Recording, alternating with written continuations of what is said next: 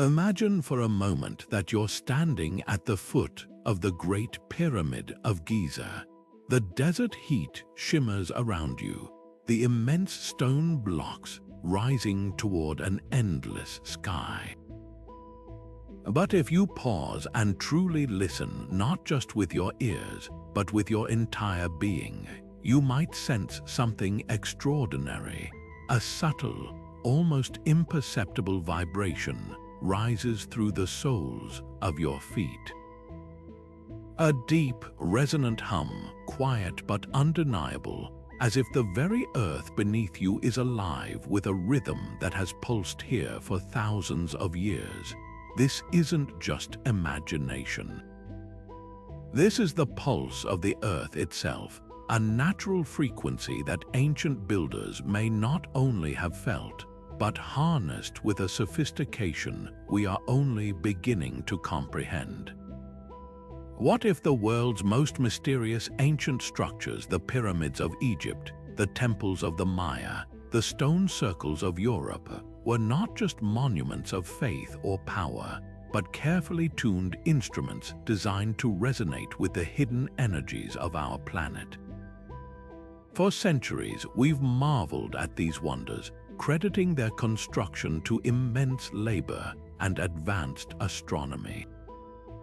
But what if there was another layer to their genius, one rooted in an intimate understanding of the Earth's own vibrations, a knowledge that connected spirituality with science in ways we're still striving to understand today?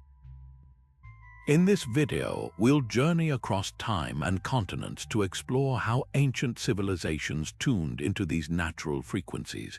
We'll uncover the fascinating science behind Earth's resonant energy, from the Schumann resonances that ripple through our atmosphere to the way stone, water, and geometry can amplify these forces.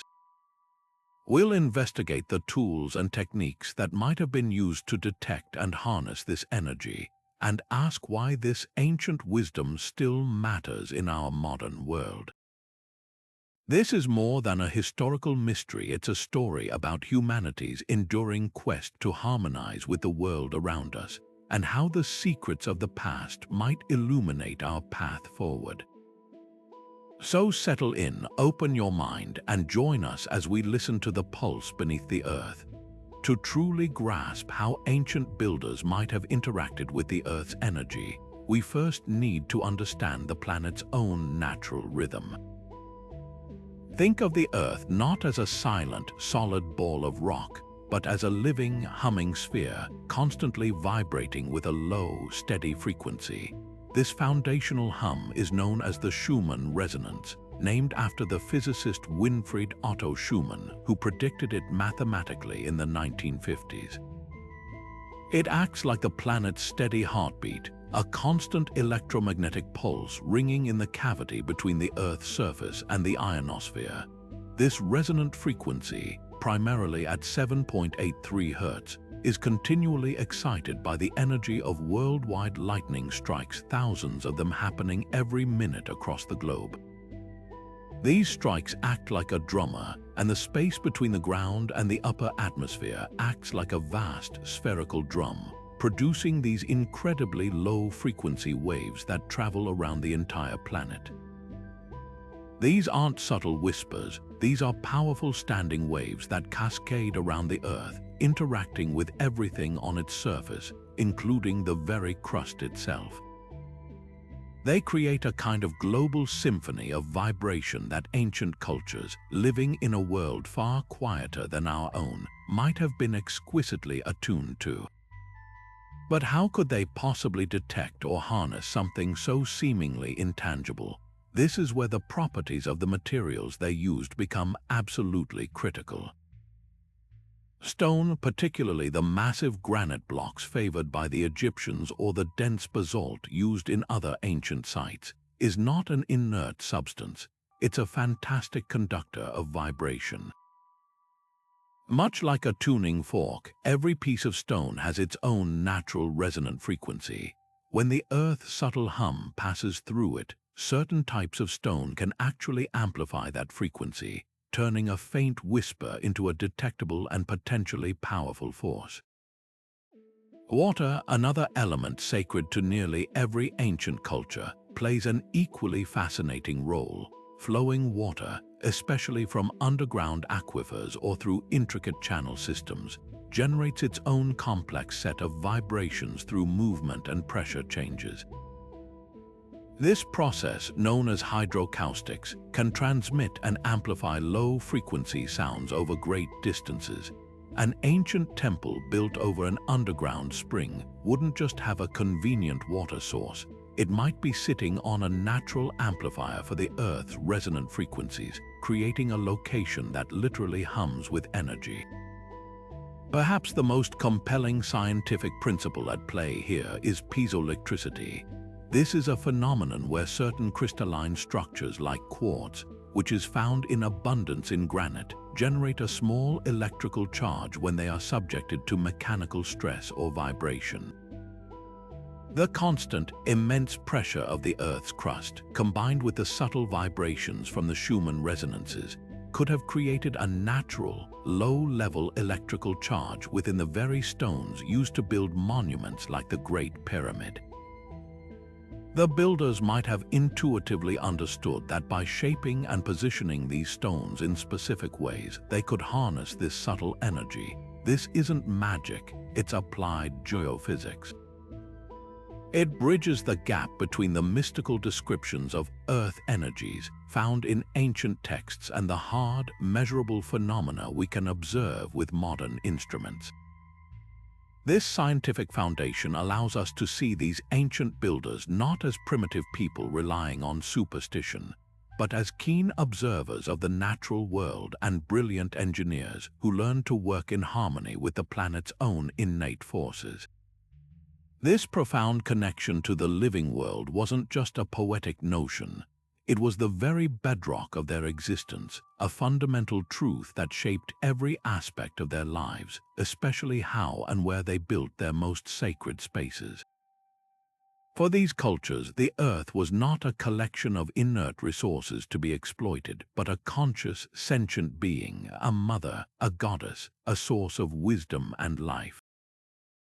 The ancient Greeks called this entity Gaia, the primordial Mother Earth from whom all life sprang.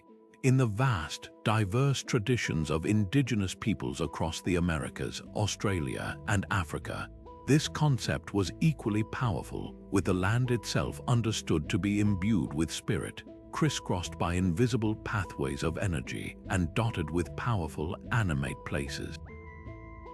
A mountain wasn't just a geological feature, it was a deity. A spring wasn't just a water source, it was a portal to the underworld. This animistic worldview meant that the act of construction was never a simple matter of engineering. It was a form of deep dialogue with the land, a sacred collaboration. Before a single stone was laid, ancient surveyors, often priests or shamans, would spend days, even weeks, reading the signs of the earth. They observed the behavior of animals, the patterns of plant growth, the flow of water, and the way the wind whispered through a particular valley. They were searching for what we might now call energetic hotspots, places where the Earth's pulse was strongest, where the veil between the physical and spiritual worlds was believed to be the thinnest. This careful selection process was guided by a sophisticated understanding of the land's hidden anatomy. They intuitively sought out the intersections of what we now refer to as ley lines, those hypothetical alignments that some researchers believe connect ancient sacred sites across vast distances. They were drawn to locations with strong magnetic anomalies, places where the Earth's magnetic field fluctuates in measurable ways, often due to underground deposits of iron or running water. Most commonly, they built in relation to water, not just for survival but for its energetic properties. An underground aquifer, a converging network of streams, or a natural spring was seen as the lifeblood of the Earth, a conductor of its vital energy. Building a temple over such a feature was like plugging into a natural power grid, harnessing the amplifying qualities of moving water to enhance the site's vibrational resonance. Perhaps one of the most compelling examples of this practice is the oracle at Delphi in ancient Greece. For centuries, it was the most important spiritual site in the classical world, where kings and commoners alike journeyed to have the priestess, the Pythia, answer their most pressing questions. The ancient sources are clear. Her prophetic abilities were directly linked to the very earth beneath the temple. Geological studies have now confirmed that the temple was built directly atop two intersecting fault lines. These faults allowed subterranean gases, specifically ethylene, to seep up into the temple's inner chamber. Furthermore, the movement along these fault lines, the constant, subtle grinding of the Earth's crust, would have generated a unique and persistent low-frequency vibration. The Pythia would sit on a tripod over this fissure, breathing in the intoxicating vapors while being bathed in these terrestrial vibrations. This combination likely induced an altered state of consciousness, allowing her to deliver her famous, if cryptic, prophecies. This wasn't magic in the fairy tale sense. It was a highly refined spiritual technology. The priests of Delphi had mastered the art of tuning into the Earth's pulse, interpreting the literal whispers from the bedrock below. They understood that the planet was speaking, and they had learned how to listen. This deep, reverential relationship with nature provided the essential philosophical and spiritual framework. It was this worldview that motivated the immense effort to align massive stone structures with the stars, to orchestrate water through precise channels, and to shape granite and limestone into perfect resonant chambers. They weren't building to dominate the landscape, but to commune with it, to create a sacred space where humanity could harmonize with the fundamental frequencies of the living Earth. This intimate dialogue with the landscape, this profound listening to the whispers of water and stone, culminated in structures that were not merely seen but deeply felt and heard. The ancient builders moved beyond simply selecting powerful locations. They began to shape the very air within their creations, designing spaces that manipulated sound and vibration with breathtaking intentionality. This field of study, known as archaeoacoustics, is revealing that many of these ancient monuments were, in essence, sophisticated musical instruments built on a gargantuan scale. At the heart of this acoustic design lies the fundamental principle of resonant frequency. Every object, every material, and every enclosed space has a natural pitch at which it will most easily and powerfully vibrate.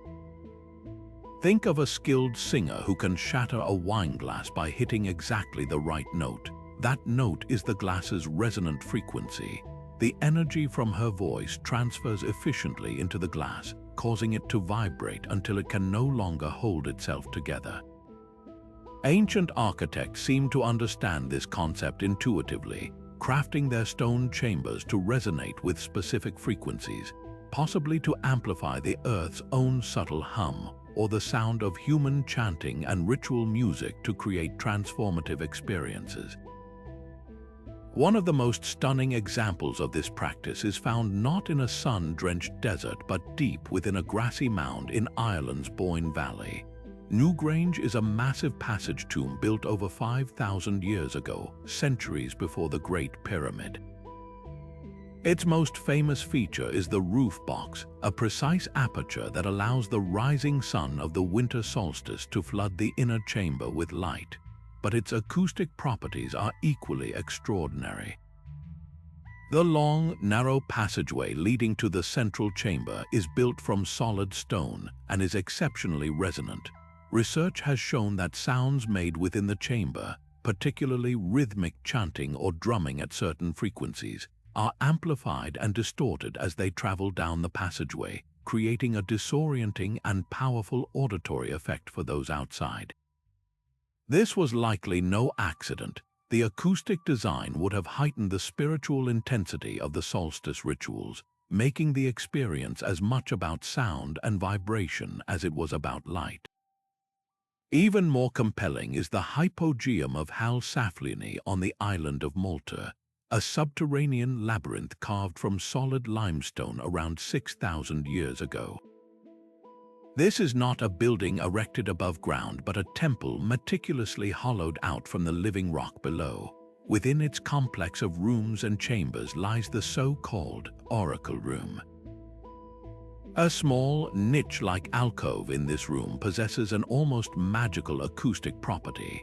If a person speaks into this niche, their voice is projected and amplified throughout the entire underground complex, vibrating through the stone floors and walls. The effect is that the voice seems to come from everywhere and nowhere at once, a phenomenon that would have been perceived as the very voice of the earth or a deity speaking to the congregation. Furthermore, sound analysis has revealed that the chamber itself resonates at a frequency close to 110 Hz, a specific vibration that neuroscientific studies have linked to shifts in brain activity, potentially inducing states of relaxed alertness or heightened emotional awareness. This suggests the builders of the Hypogeum had discovered, through observation and experimentation, how to use architecture to directly influence human consciousness. This sophisticated knowledge was not confined to Europe. Across the Atlantic, the ancient Maya were master acoustic engineers. At the magnificent pyramid of Kukulkan at Chichen Itza, a simple hand clap at the base of the massive stone steps produces a startlingly accurate echo that resembles the chirp of the Quetzal bird, a sacred animal deeply associated with the feathered serpent god Kukulkan and with divinity itself. This is not a vague similarity. It is a precise auditory mimicry that only occurs at one specific location in front of the structure. Archaeologists and acoustical engineers believe this effect was created by the sound waves from the clap traveling up the stepped staircase. Each step reflects the sound at a slightly different time, and the cumulative effect of these micro-delays as the sound returns to the listener creates that distinctive chirping frequency. The likelihood of this being an accidental byproduct of the architecture is vanishingly small. It stands as brilliant proof of intentional design, a way to make the temple literally sing with the voice of its patron deity, blurring the line between the human and the divine through the power of sound. These case studies, from the misty hills of Ireland to the humid jungles of the Yucatan, form a compelling pattern. They reveal a forgotten chapter in human history where architecture was a holistic discipline, harmonizing form, function, and frequency. These builders were not just moving stone, they were orchestrating vibration, using their deep empirical understanding of resonance to create spaces that could heal, inspire, terrify, and enlighten, crafting experiences that resonated as deeply in the soul as they did in the ear. And just as these ancient builders mastered the resonance of stone and air, they also turned their attention to another, even more fluid element, water. Far beyond a simple necessity for survival, water was recognized across these cultures as a dynamic conductor of energy, a living medium that could capture, transmit, and profoundly amplify the Earth's subtle vibrations. This understanding led to the deliberate placement of sacred sites at locations where water was not just present, but actively moving, where underground aquifers surged, where rivers converged, or where natural springs bubbled up from the depths. The science behind this is both elegant and powerful. Moving water creates complex vibrational patterns through processes like cavitation, where the formation and collapse of tiny bubbles generate shock waves, and through the principles of fluid dynamics, where the pressure and flow of water itself create a constant, low-frequency hum. This isn't silent movement, it's a symphony of vibration, and ancient engineers learned to build their most important structures right on top of the orchestra. We can see this principle in action with stunning clarity in the precision of Egyptian architecture. The Great Pyramid and the temples along the Nile were not isolated monuments in a desert wasteland. they were intimately connected to the lifeblood of the region, the river itself. The annual flooding of the Nile was not just an agricultural event, it was a cosmic and energetic one. The Egyptians observed how the inundation subtly altered the water table and the pressure on the bedrock, potentially changing the resonant properties of the entire plateau. By aligning their structures with the river and likely timing certain constructions or rituals to the flood cycle, they were effectively tuning their stone instruments to the annual rhythm of the earth, using the massive hydraulic engine of the Nile to enhance the energetic properties of their sacred geography. High in the Andes, the builders of Machu Picchu demonstrated an even more hands-on mastery of hydroacoustics. This breathtaking city is a marvel of integrated water management. A complex network of stone channels was designed to carry fresh spring water throughout the site, but the design goes far beyond mere utility. The careful grading of the channels, the specific angles of the turns, and the choice of materials would have influenced the sound and vibration of the water as it traveled. The gentle, consistent flow through these stone conduits would have generated a pervasive, low-frequency hum, a constant vibrational backdrop to life in the city. This wasn't just the sound of plumbing, it was a form of ambient, resonant energy, likely used to maintain a specific harmonic atmosphere for both ceremony and daily living, seamlessly blending practical engineering with spiritual intention. This brings us to the fascinating field of hydroacoustics, the study of how sound travels through water. Water is a far more efficient conductor of sound than air, particularly for low frequencies. A deep, low hum generated by an underground river or the movement of tectonic plates can travel for hundreds of miles through subterranean water networks with very little signal loss. This presents a tantalizing possibility that ancient priests or oracles, by placing their ears against specific stones at a sacred spring or well, might have been able to literally listen to the earth. They could have heard the distant rumble of geological activity, the shifting of deep aquifers, or the infrasonic pulse of the planet itself, interpreting these vibrations as messages from the gods or omens of future events. This transforms the concept of an oracle from a purely mystical figure into a skilled interpreter of geophysical data, a person trained to decode the whispers carried by water from the very heart of the world. This intricate interplay between water and vibration reveals a layer of ingenuity that we are only beginning to appreciate. It shows us that ancient builders viewed their environment as an integrated system, a living entity where stone, water, and air all played a part in a grand, resonant design.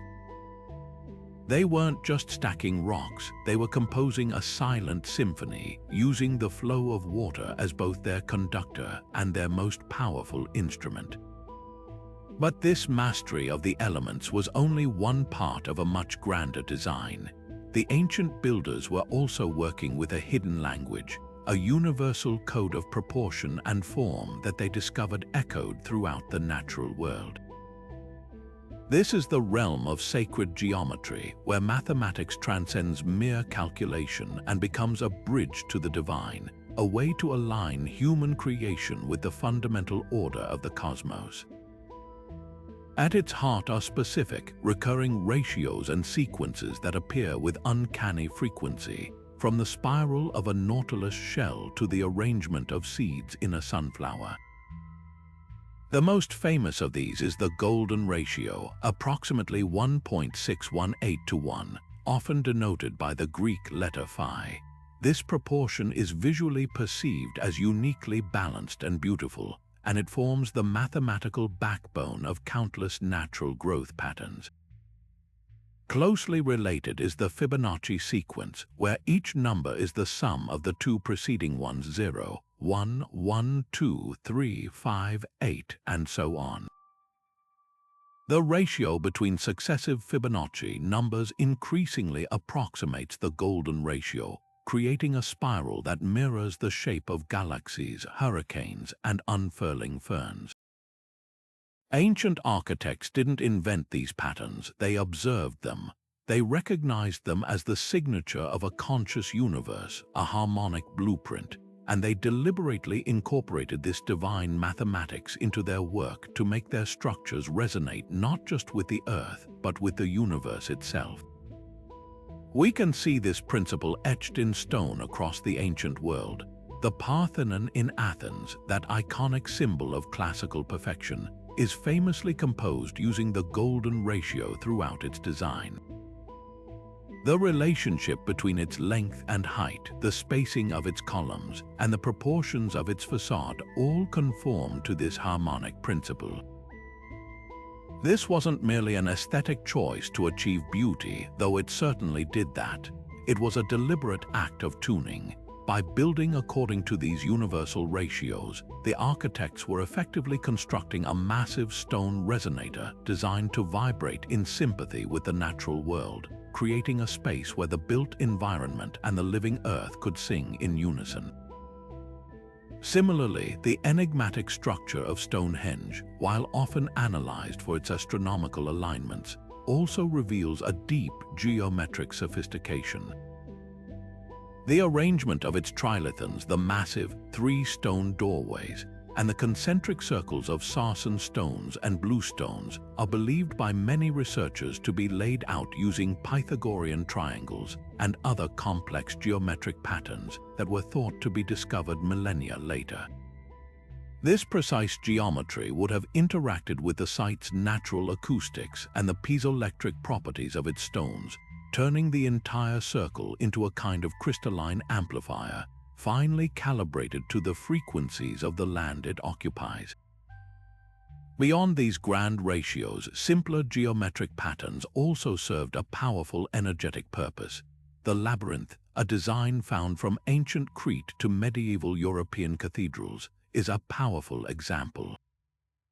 Walking a labyrinth is not about getting lost, it's a guided, meditative journey to a center and back again. The single, winding path is a focusing device, a geometric tool that quietens the conscious mind and allows the walker to become more receptive to subtle energies. The same can be said for the intricate patterns of mandalas used in Hindu and Buddhist traditions.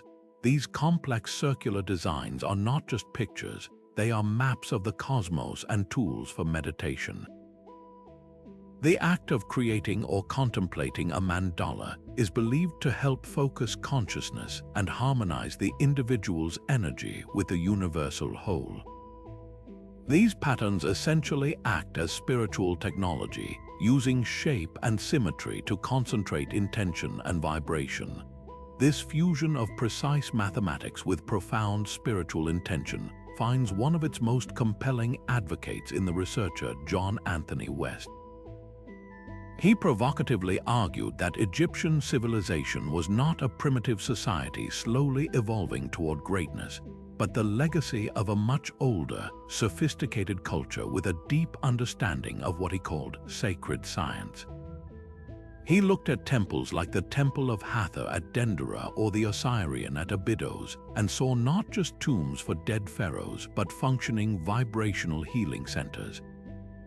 West proposed that the specific proportions of the chambers, the choice of materials like granite and limestone with their resonant and piezoelectric qualities, and the intricate artwork covering the walls were all part of an integrated system. The goal was to generate a specific, high-vibration environment intended to restore balance and health to those who entered. In this view, the precise angles of a pyramid's passageway or the harmonic ratios of a column's height were as crucial to its function as the medical instruments in a modern hospital are to theirs.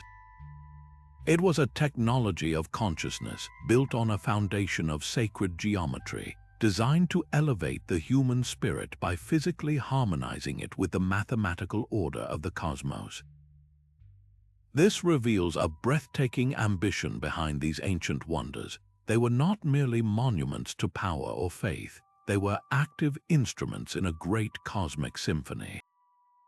By encoding their architecture with the same mathematical patterns found in a spider's web or a spiral galaxy, the builders were striving for nothing less than a perfect resonance between humanity, the Earth, and the stars themselves. Now, this conversation with the landscape leads us to a particularly intriguing and controversial concept, the idea that these powerful ancient sites might not be isolated points of energy, but interconnected nodes in a vast, invisible network stretching across the entire globe. This is the world of ley lines, those hypothetical alignments that some believe act as conduits for the Earth's very life force, a hidden matrix that ancient cultures not only perceived but deliberately built upon. The story of this idea begins not in the distant past, but in the early 20th century with a man named Alfred Watkins, an amateur archaeologist and keen-eyed photographer wandering the hills of Herefordshire, England. Watkins experienced a sudden moment of revelation. Gazing out over the rolling countryside, he saw the landscape not as a random collection of features, but as a meticulously planned map. He noticed that ancient sites, old churches built on pagan grounds, standing stones, prehistoric burial mounds, and ancient hill forts often fell into startlingly straight alignments, stretching for miles across the terrain. He called these alignments leys, borrowing an old English word for cleared meadows, believing they represented old straight tracks, trading routes or processional pathways used by ancient surveyors for sighting and navigation. Watkins' initial theory was largely practical, a matter of prehistoric logistics. He pictured ancient travelers using these marked pathways, sighting from one hilltop to the next. However, after he published his ideas in the 1920s in his book, The Old Straight Track, the concept was quickly seized upon and transformed by others. The practical, old straight tracks began to be seen as something far more mystical. In the mid-20th century, authors and researchers, influenced by a growing interest in Earth mysteries and alternative spirituality, began to propose that these lines were not just paths, but actual currents of energy flowing through the Earth itself. They suggested that the ancient builders didn't just use these lines for travel. They built their most sacred sites directly on these energetic channels to tap into their power, much like plugging into a spiritual power grid. This theory posits a global network with major sites like the Great Pyramid of Giza, Stonehenge, and the ancient city of Machu Picchu, acting as powerful transformers or amplifiers at key nodal points where multiple lines converge. Proponents of this view point to some compelling, if circumstantial, evidence. Take Glastonbury Tor in England, for example. This striking, terraced hill has been a site of profound spiritual significance for millennia, associated with Arthurian legend and Celtic mythology. It sits at the heart of a complex web of alleged ley lines, connecting it to other ancient sites like Avebury Stone Circle. Geologically, the Tor is an island of hard sandstone rising from the surrounding clay valleys, and some researchers suggest its unique geology might make it a natural conductor for telluric or earth currents. Similarly, the Great Pyramid's placement doesn't just align with celestial north with near impossible accuracy. Some argue it also sits at a crucial intersection of several major proposed energy lines, potentially corresponding with massive geological features like fault lines or underground water systems that could generate and channel these subtle energies. The practice of dowsing, using rods or pendulums to detect subterranean water or energies, is often cited as a modern method for mapping these invisible pathways. Dowsers report feeling strong reactions or energy surges when walking along these alleged ley lines, and some claim that the practice allows them to reconnect with an intuitive skill that ancient surveyors might have used to find the most potent spots for construction. However, the scientific and archaeological communities remain deeply skeptical, and their counterarguments are significant. The primary criticism is one of simple statistics and apophenia. the human tendency to see patterns in random data. With thousands of ancient sites dotted across the British landscape and the world mathematically, it's almost inevitable that many will, by pure chance, appear to align in straight lines. If you draw enough lines on a map filled with enough points, you will eventually find alignments. Critics argue that Watkins and his followers engaged in confirmation bias, selectively choosing sites that fit their theory while ignoring the many more that do not align. Furthermore, there is no archaeological evidence, no artifacts, no written records, no construction remains that proves ancient cultures had any concept of ley lines as energy pathways.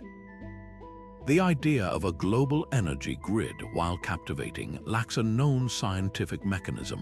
What kind of energy would this be? Electromagnetic, gravitational? Something yet undiscovered. Without a measurable force and reproducible experiments, the theory remains in the realm of speculation. So where does this leave us? It leaves us with a fascinating dialogue between two ways of knowing. On one side, a rigorous scientific method that demands testable evidence and reproducible proof. On the other, an intuitive, experiential understanding of the landscape that speaks to a deep, almost forgotten connection to the earth. Perhaps the truth isn't entirely in one camp or the other. While the existence of ley lines as literal streams of measurable energy remains unproven, the recurring pattern of ancient sacred sites being placed on specific geological features, fault lines, underground aquifers, magnetic anomalies, is a fact that science itself is beginning to document. Maybe our ancestors didn't conceptualize these pathways as ley lines, but they possessed a profound geomancy, an art of reading the land that allowed them to intuitively sense these places of power. They felt the vibration underfoot, observed the behavior of animals, noted the unique growth of plants, and chose their sacred sites accordingly. In this view, the straight alignments between sites might not be energy highways, but rather a testament to a shared, intuitive understanding of the landscape's sacred geography, a series of powerful points that they knew how to find, and then connected with those straight tracks Alfred Watkins first saw from his hilltop. This debate invites us to consider a different kind of perception, one where the map is not just drawn on paper but felt in the bones, a hidden matrix not of energy but of meaning, woven into the very fabric of the world they knew. So how did these ancient surveyors, without our modern digital instruments, actually detect and measure these incredibly subtle vibrations? The answer lies not in complex machinery, but in a profound mastery of simple principles and a deep, patient observation of the natural world. They likely employed a toolkit of elegant, low-tech devices that leveraged the fundamental laws of physics to make the invisible not just visible but measurable. Consider the pendulum, one of the most simple and powerful tools ever invented. A suspended weight free to swing back and forth is a natural harmonic oscillator. Its swing is governed by gravity and the length of its cord, and it is exquisitely sensitive to the slightest external vibration. An ancient practitioner could have used a pendulum over a specific point in the landscape. A consistent circular swing might indicate a neutral spot, while an elliptical or erratic pattern could signal a powerful energy vortex or a disruption in the local field, perhaps caused by an underground stream or a geological fault. This isn't speculation. The use of pendulums for dowsing and detection is an ancient practice that persists to this day, suggesting a persistent, empirical truth behind the method. Water itself could have been a primary instrument. A simple, still pool of water in a shallow basin, perhaps carved directly into the bedrock at a potential site, would act as a perfect vibration sensor. The surface of the water, calm and reflective, would betray the slightest tremor. the subtle hum of the earth would manifest as complex interference patterns, concentric ripples, and standing waves on the water's surface, providing a visual map of the frequencies present. This technique, observing capillary waves in water, is a precursor to modern laser interferometry used to measure microscopic vibrations. Furthermore, the ancient builders might have used tuned strings, much like a monochord, a single string stretched over a resonating box.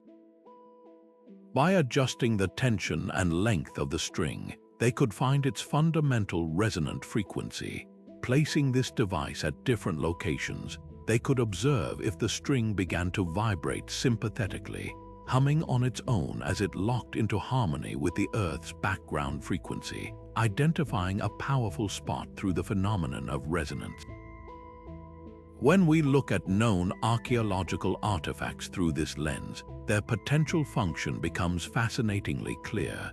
The Egyptian merkit, for instance, is often described simply as a sighting tool for astronomical alignment, consisting of a horizontal bar with a plumb line hanging from it. But think of that plumb line, it's a pendulum. While a priest astronomer was using it to sight the transit of a star, the pendulum itself would have been subtly dancing to the vibrations of the ground beneath his feet. It could have served a dual purpose, aligning a temple with the cosmos while simultaneously verifying that the foundation stones were placed on a point of stable and harmonious terrestrial energy. Similarly, the massive Celtic standing stones scattered across Europe, often seen as mere markers or ritual spaces, might have had a more dynamic acoustic function. These great monoliths, particularly those made of crystalline rock like granite, are not inert. They are massive tuning forks planted deep into the earth. When struck perhaps with another stone or a wooden mallet, they would ring at their specific resonant frequency.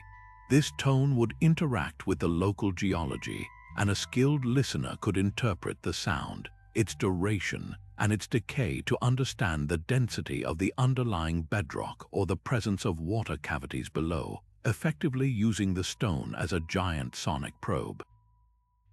Modern science is now providing compelling evidence that supports these possibilities. Archaeoacoustics researchers visit ancient sites with highly sensitive equipment like seismographs and microphones capable of recording infrasound.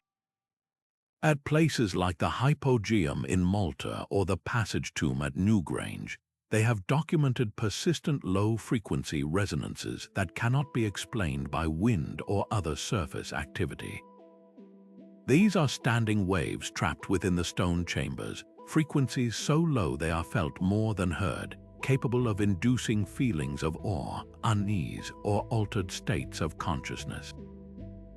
In one remarkable experiment at the Great Pyramid, researchers hypothesized that its internal structure could concentrate electromagnetic energy in its chambers and under its base, suggesting the builders might have intuitively understood how to shape stone to harness and focus ambient energy from the environment. This practical, hands-on approach to technology reveals a culture of brilliant empirical scientists. They were innovators who used the materials at hand: stone, water, string, and wood to create a sophisticated interface with the hidden energies of their world. They didn't need digital readouts because they had trained their senses to be the instruments, learning to read the tremors in a pool of water, the swing of a pendulum, or the ring of a struck stone as a precise language of the earth itself. Of all the ancient structures that seem to whisper of a lost science, none commands attention quite like the Great Pyramid of Giza. It's a mountain of stone that has fueled speculation for centuries, but when we filter its mysteries through the lens of vibration and frequency, a startlingly coherent picture begins to emerge. This isn't just a tomb, it's a masterpiece of acoustic and energetic engineering, and its secrets are literally set in stone. The entire structure acts as a colossal resonator, but to understand how, we need to step inside, into the heart of the pyramid itself, the king's chamber. This room is a profound acoustic anomaly. It is constructed entirely from massive, exquisitely polished blocks of red granite, a stone chosen with incredible intention. Granite is not just hard, it's incredibly dense and packed with quartz crystals. Quartz is piezoelectric, meaning it generates a small electrical charge when subjected to mechanical pressure or vibration. The entire chamber, therefore, is essentially a giant, primitive capacitor made from a naturally piezoelectric material, constantly being squeezed by the millions of tons of limestone above it and subtly vibrated by the Earth's own hum. The dimensions of this chamber are not arbitrary. Its precise shape and size cause it to have a specific resonant frequency.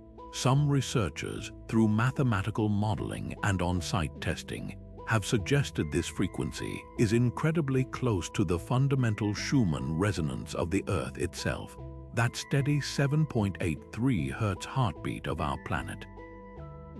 If this is true, the chamber would have been exquisitely tuned to amplify this natural background frequency. A person standing silently in the center of that granite box would not just be in a quiet room. They would be standing inside an amplifier for the planet's most fundamental vibration, an experience that could have profound physiological and psychological effects, potentially aligning brainwaves and inducing deep states of meditation or heightened awareness. This idea transforms the chamber from a silent sepulchre into an active, dynamic space, a room that was meant to be felt as much as seen.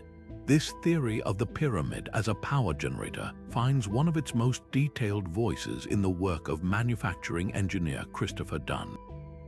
In his book, The Giza Power Plant, Dunn approaches the pyramid not as an archaeologist, but as a precision engineer. He looks at the incredible accuracy of the construction, the mirror-smooth surfaces of the granite coffer in the king's chamber, and the complex system of narrow shafts that lead from the inner chambers to the outer surface, and he sees the components of a massive energy machine. Dunn's hypothesis is that the pyramid was designed to harness a variety of vibrational energy sources. The subterranean chamber, a rough-hewn room deep beneath the pyramid, might have acted as a resonator for seismic energy from the plateau itself. The Grand Gallery, with its towering, corbelled walls, is theorized to have functioned as a sound hall, a collection channel for vibrations that would then be directed into the king's chamber. The most intriguing components are the so-called air shafts. These narrow, square tunnels leading from the king's and queen's chambers were long thought to be symbolic passages for the king's soul. Dunn proposes they had a far more practical function. They were waveguides for acoustic energy. He suggests that the specific materials and dimensions of these shafts were tuned to specific frequencies, perhaps to channel sound from the outside atmosphere or to create standing waves within the structure. The entire system, in his view, was designed to focus vibrational energy into the granite core of the king's chamber, causing the quartz-rich stone to vibrate sympathetically. Through the piezoelectric effect, this mechanical vibration would then be transformed into an electrical charge, effectively turning the entire pyramid into a device for converting the Earth's mechanical and acoustic energy into electromagnetic energy. While this remains a controversial theory outside mainstream Egyptology, it is a compellingly holistic explanation for many of the pyramid's most puzzling features, from the non-functional granite beams in the ceiling of the king's chamber, which could have acted as tuning forks, to the unique properties of the materials used. It presents the Great Pyramid not as a silent monument to death, but as a humming, vibrating instrument of life, a technological marvel designed to tap into the very pulse of the Earth. Now, let's shift our focus from the sun-baked deserts of Egypt to the windswept Salisbury Plain in England, where another ancient marvel rises from the landscape, Stonehenge. This iconic circle of towering sarsen stones and smaller bluestones is often pictured for its celestial alignments, but there's a hidden layer to its genius, its remarkable sonic properties. This was not a silent observatory. It was a carefully tuned instrument designed to manipulate sound and vibration in ways that modern researchers are only beginning to decode. The very stones themselves hold a secret. The smaller blue stones, which form the inner circle and horseshoe, were transported over an astonishing 140 miles from the Preseli Hills in Wales. This Herculean effort suggests these particular stones were chosen for something far more important than their color or ease of shaping.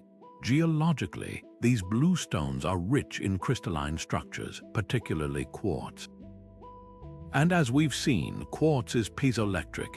This means that when these stones are subjected to mechanical stress, like the constant pressure of the tons of stone above them, or the vibrations from people walking, drumming, or even the Earth's own subtle hum, they generate tiny electrical charges.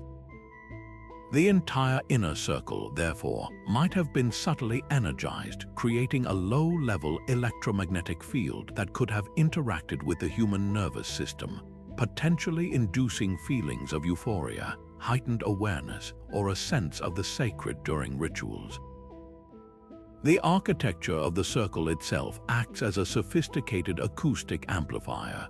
Research led by acoustician Professor Trevor Cox has demonstrated that Stonehenge possesses unique sound-dampening qualities for high frequencies while simultaneously amplifying low-frequency sounds.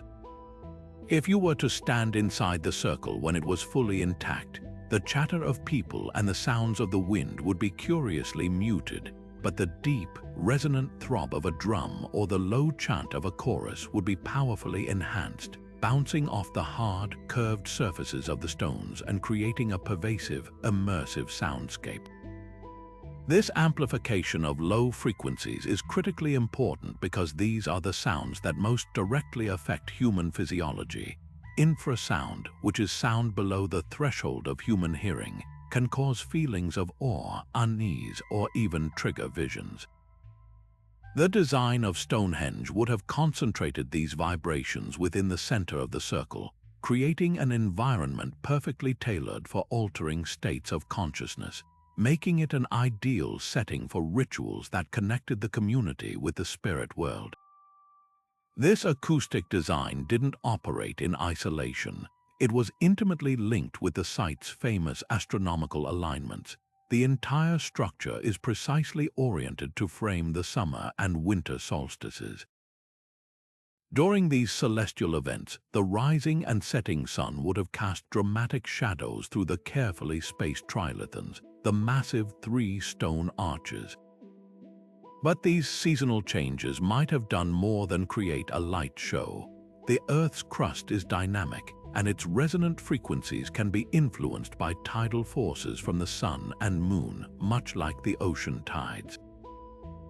It's possible that during these potent solar alignments, the very ground of Salisbury Plain vibrated with a slightly different intensity or frequency.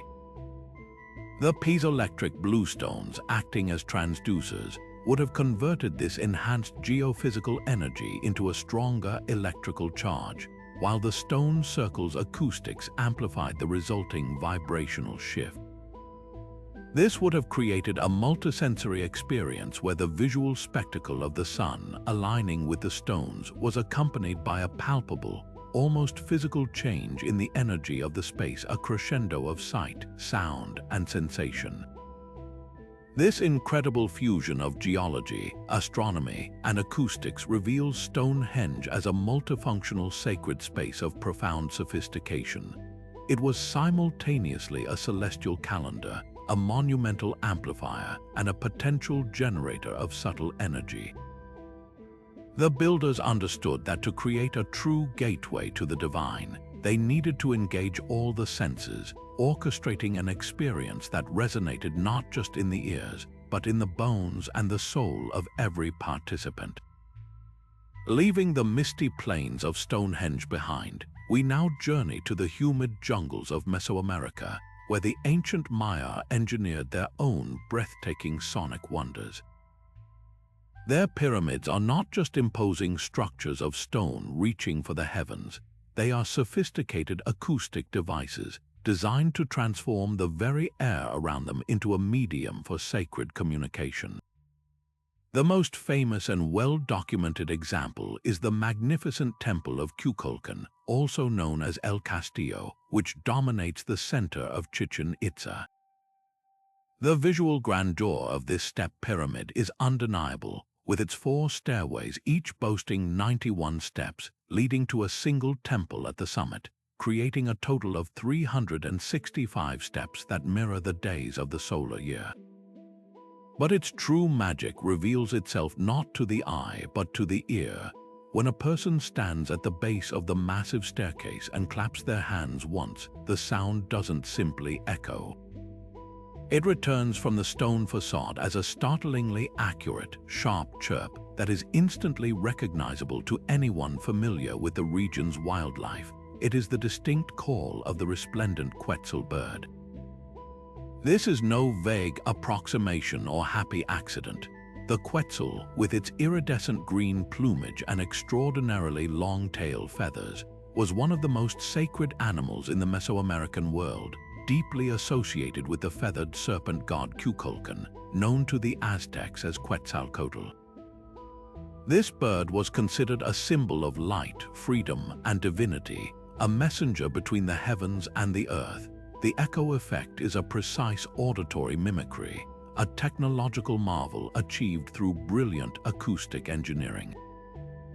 The secret lies in the design of the staircase itself. Each of the steps is a different height and depth, creating a series of sound-diffracting edges. When the sharp impulse of the hand clap travels up the stone steps, the sound wave hits each step at a slightly different time. These micro-delays and reflections combine as the sound wave travels back down to the listener, filtering and shaping the broad-spectrum noise of the clap into that single, pure frequency of the Quetzal's chirp.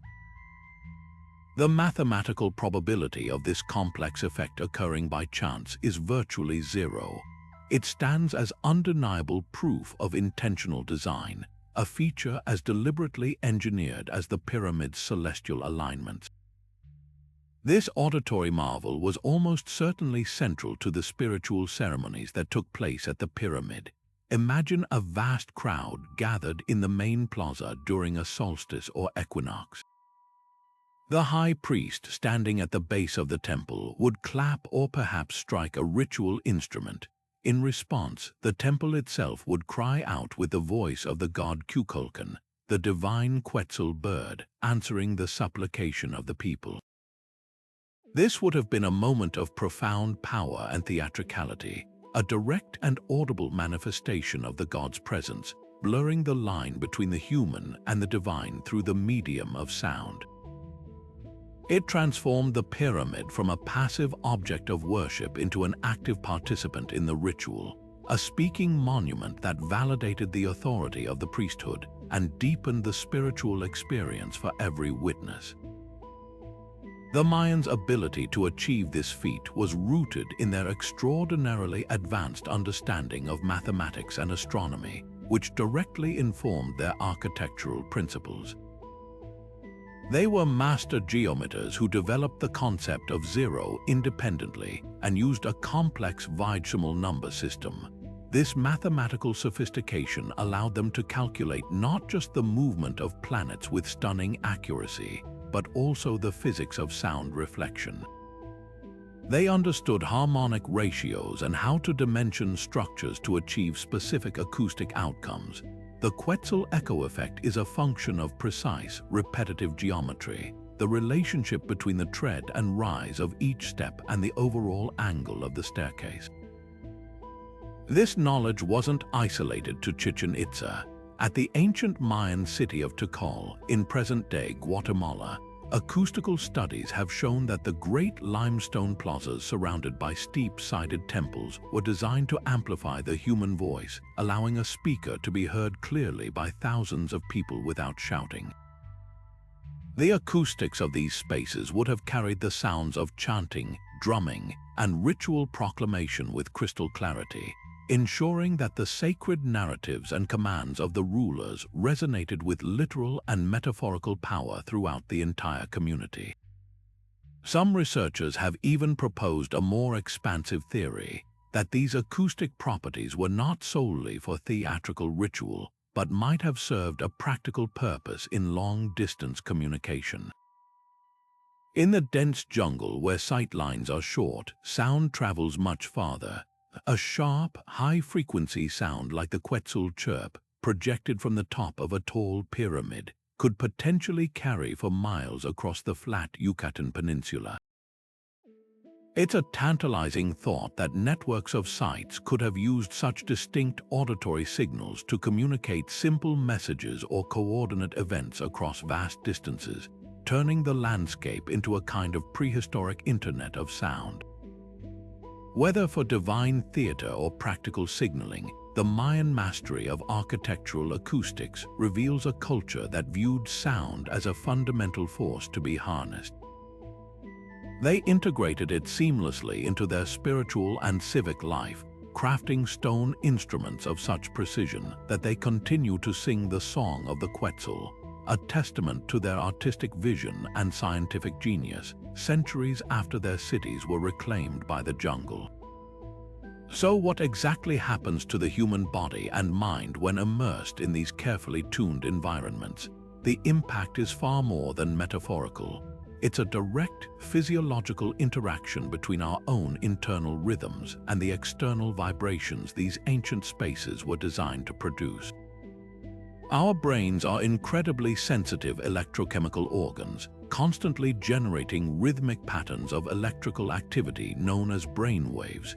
These waves, which we categorize as beta, alpha, theta, and delta, correspond to our state of consciousness, from alert and active to deeply relaxed or asleep. A fascinating phenomenon known as brainwave entrainment occurs when our brains naturally synchronize with a persistent external rhythm or frequency. It's a process of neural mimicry. If you are sitting in a stone chamber that resonates with a steady, low-frequency hum, perhaps around 7 or 8 Hz, your own brainwave patterns can gradually shift to match that frequency. This is why exposure to the infrasound and resonant tones found in places like the Hypogeum of Malta or the King's Chamber in the Great Pyramid could have so effectively facilitated deep meditation, trance states, or visionary experiences. The architecture itself was quite literally tuning the minds of the people within it, guiding their consciousness into specific, desired states without any conscious effort on their part. Modern scientific research is now validating these ancient intuitive practices with compelling data. Studies in the field of psychoacoustics have demonstrated that exposure to low-frequency sound, particularly in the theta and delta brainwave ranges between 4 and 8 Hz, can significantly reduce levels of cortisol, the body's primary stress hormone, while simultaneously increasing the production of serotonin and endorphins, which are associated with feelings of well-being and relaxation. In one notable experiment, participants who meditated in environments with a subtle, low-frequency background tone reported reaching deeper states of meditation much more quickly and described feelings of profound peace and connectedness. This isn't just subjective reporting. EEG scans showed their brainwave activity had indeed shifted into the theta state, the same twilight zone between waking and sleeping that is associated with deep meditation, vivid imagery, and enhanced creativity. This provides a powerful scientific basis for understanding why so many ancient rituals were conducted in these specific sonic environments. The goal wasn't merely symbolic, it was biochemical and neurological. The vibrations were a technology for optimizing human potential, for quieting the chatter of the conscious mind and allowing access to deeper layers of awareness. This connection between vibration and altered states of consciousness is deeply woven into the historical record of spiritual practices across the globe. Consider the ancient Greek oracle at Delphi, As we discussed, the Pythia delivered her prophecies while seated over a fissure releasing ethylene gas and surrounded by the low-frequency vibrations from intersecting geological faults. This combination was a powerful psychoacoustic cocktail, a technologically induced altered state that allowed her to access information beyond normal perception. Similarly, numerous indigenous cultures from the Americas to Siberia have long used rhythmic drumming in their sacred ceremonies. The steady, repetitive beat of a shaman's drum, often held at a rate of 4 to 7 beats per second, creates a frequency that directly encourages the brain to follow, guiding the shaman, and often the entire community into a theta brainwave state. In this state, the boundaries of the ego can soften, allowing for visions, journeying, and a profound sense of unity with the natural world. The drumbeat, much like the resonant frequency of a stone chamber, acts as a vehicle for travel into non-ordinary reality. These practices weren't seen as mere superstition. They were reliable, repeatable technologies of the spirit, honed over millennia of careful observation. This profound understanding of the human body's response to its environment transforms our view of the ancient builders. They were far more than architects or engineers. They were proto-neuroscientists and master healers. They intuitively understood the intimate dialogue between the human organism and its planetary home. By constructing spaces that amplified the Earth's own resonant frequencies, they were creating sanctuaries for healing and transformation.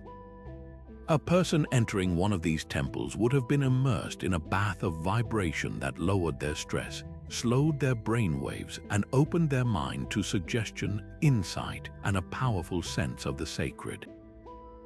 This was likely a primary function of these sites, to serve as therapeutic environments for both individual and communal well-being. In a world without modern medicine, aligning the human spirit with the harmonious frequencies of the earth may have been considered the highest form of healing, a way to restore balance and health by reconnecting the individual to the fundamental pulse of life itself. This reveals a holistic vision where architecture, geophysics, and human consciousness were all seen as interconnected parts of a single, vibrating whole. For centuries, the idea that ancient cultures built their sacred sites to harness the Earth's vibrations lived in the realm of speculation and mystery. But in recent decades, a quiet revolution has been underway in the halls of academia and on the grounds of these ancient wonders themselves. A new generation of scientists, armed with cutting-edge technology, is beginning to gather hard data that is transforming these esoteric ideas into a subject of serious scientific inquiry, lending remarkable credibility to the practices of our ancestors. This isn't about proving ancient aliens or lost super-civilizations. It's about using empirical tools to listen to the past in ways we never could before, and what we're hearing is astounding. One of the most powerful tools in this new arsenal is LiDAR, which stands for light detection and ranging. This technology involves firing millions of laser pulses from an aircraft to create a highly detailed, three-dimensional map of the ground surface, effectively digitally stripping away the jungle canopy or layers of soil. When researchers used LiDAR to scan the area around the vast temple complex of Angkor Wat in Cambodia, they made a breathtaking discovery. The city wasn't just a collection of temples, it was a massive hydraulic engineering project on an almost unimaginable scale. The LiDAR maps revealed a sprawling, gridded network of canals, reservoirs, and embankments that extended far beyond the central monuments. This system was designed to meticulously manage water flow across the entire city. Why is this so significant for our story? Because this precise control of water wasn't just for irrigation or show. It allowed the Khmer engineers to orchestrate the movement of water, and by extension, to manipulate the hydroacoustic properties of the entire landscape. They could have used this network to create specific vibrational environments, to channel the resonant energy of flowing water towards certain temples at certain times, turning the entire city into a giant, interconnected harmonic instrument. This technological revelation moves us from wondering if they used water for energy to understanding exactly how they could have done it on a grand scale. Similarly, at the mysterious site of Göbekli Tepe in Turkey, believed to be the world's oldest known temple complex dating back over 11,000 years, ground-penetrating radar has peeled back the layers of time without lifting a single stone. This technology uses radar pulses to image the subsurface, revealing hidden structures and geological features. The surveys at Göbekli Tepe have shown that the massive T-shaped pillars are not just placed randomly. They are aligned with precise intentionality, not only with celestial bodies but also with key geological formations beneath the soil. The pillars appear to be positioned directly above dense, solid bedrock or, conversely, strategically placed over cavities and underground water channels. This positioning would have fundamentally influenced how vibrational energy moved through the site. A pillar rooted in solid bedrock would act as a stable conduit for Earth frequencies, while one over a cavity might resonate more freely, like the hollow body of a guitar. This evidence strongly suggests the builders possessed a sophisticated understanding of their local geology and knew exactly how to use it to achieve specific acoustic and vibrational effects, a clear sign of empirical, on-the-ground testing and knowledge. When it comes to understanding the soundscapes of these ancient places, the work of researchers like Dr. Paul Devereux has been groundbreaking. An archaeoacoustics pioneer, Devereux and his team have taken calibrated recording equipment into Neolithic tombs, stone circles, and temples across Europe. Their findings are consistent and compelling. At many of these sites, they have detected the presence of powerful infrasound sound waves with frequencies so low they are below the threshold of human hearing. We might not consciously hear these sounds, but our bodies most certainly feel them.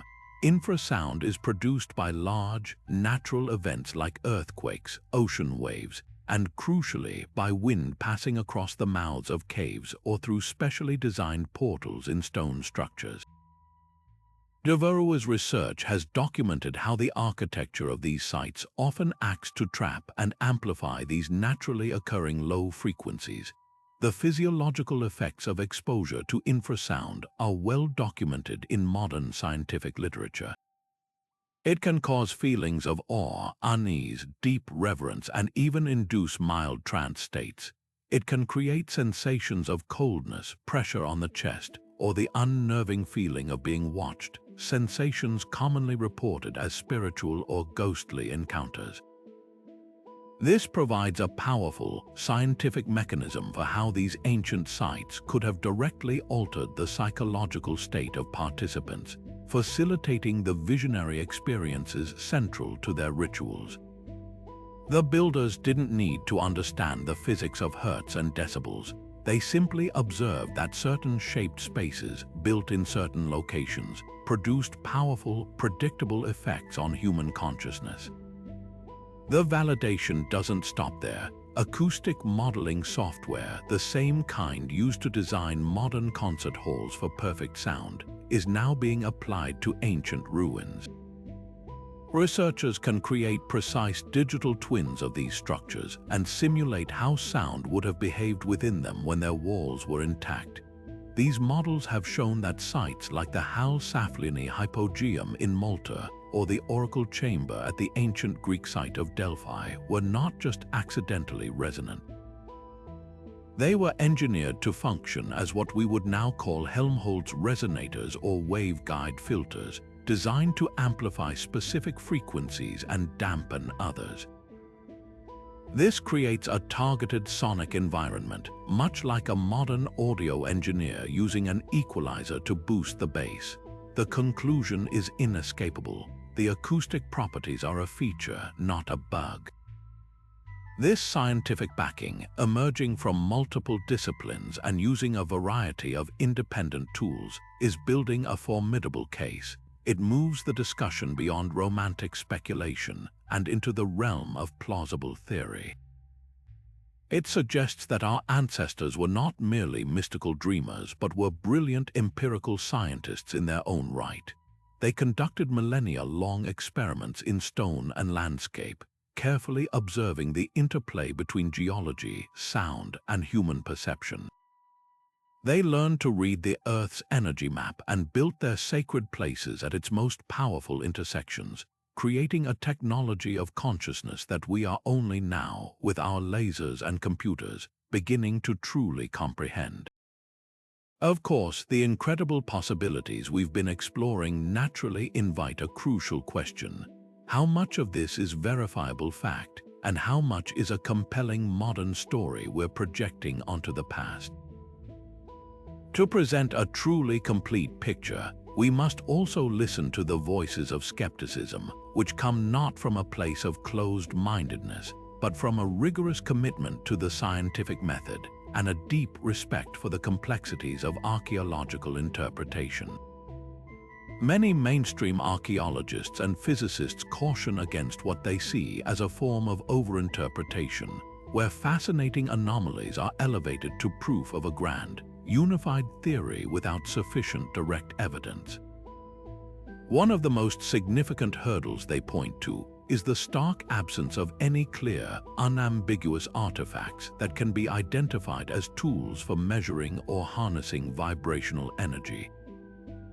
We have found countless stone vessels, jewelry, weapons, and written records detailing everything from tax collection to mythology, but not a single device that can be definitively labeled an ancient seismograph, frequency meter, or energy generator.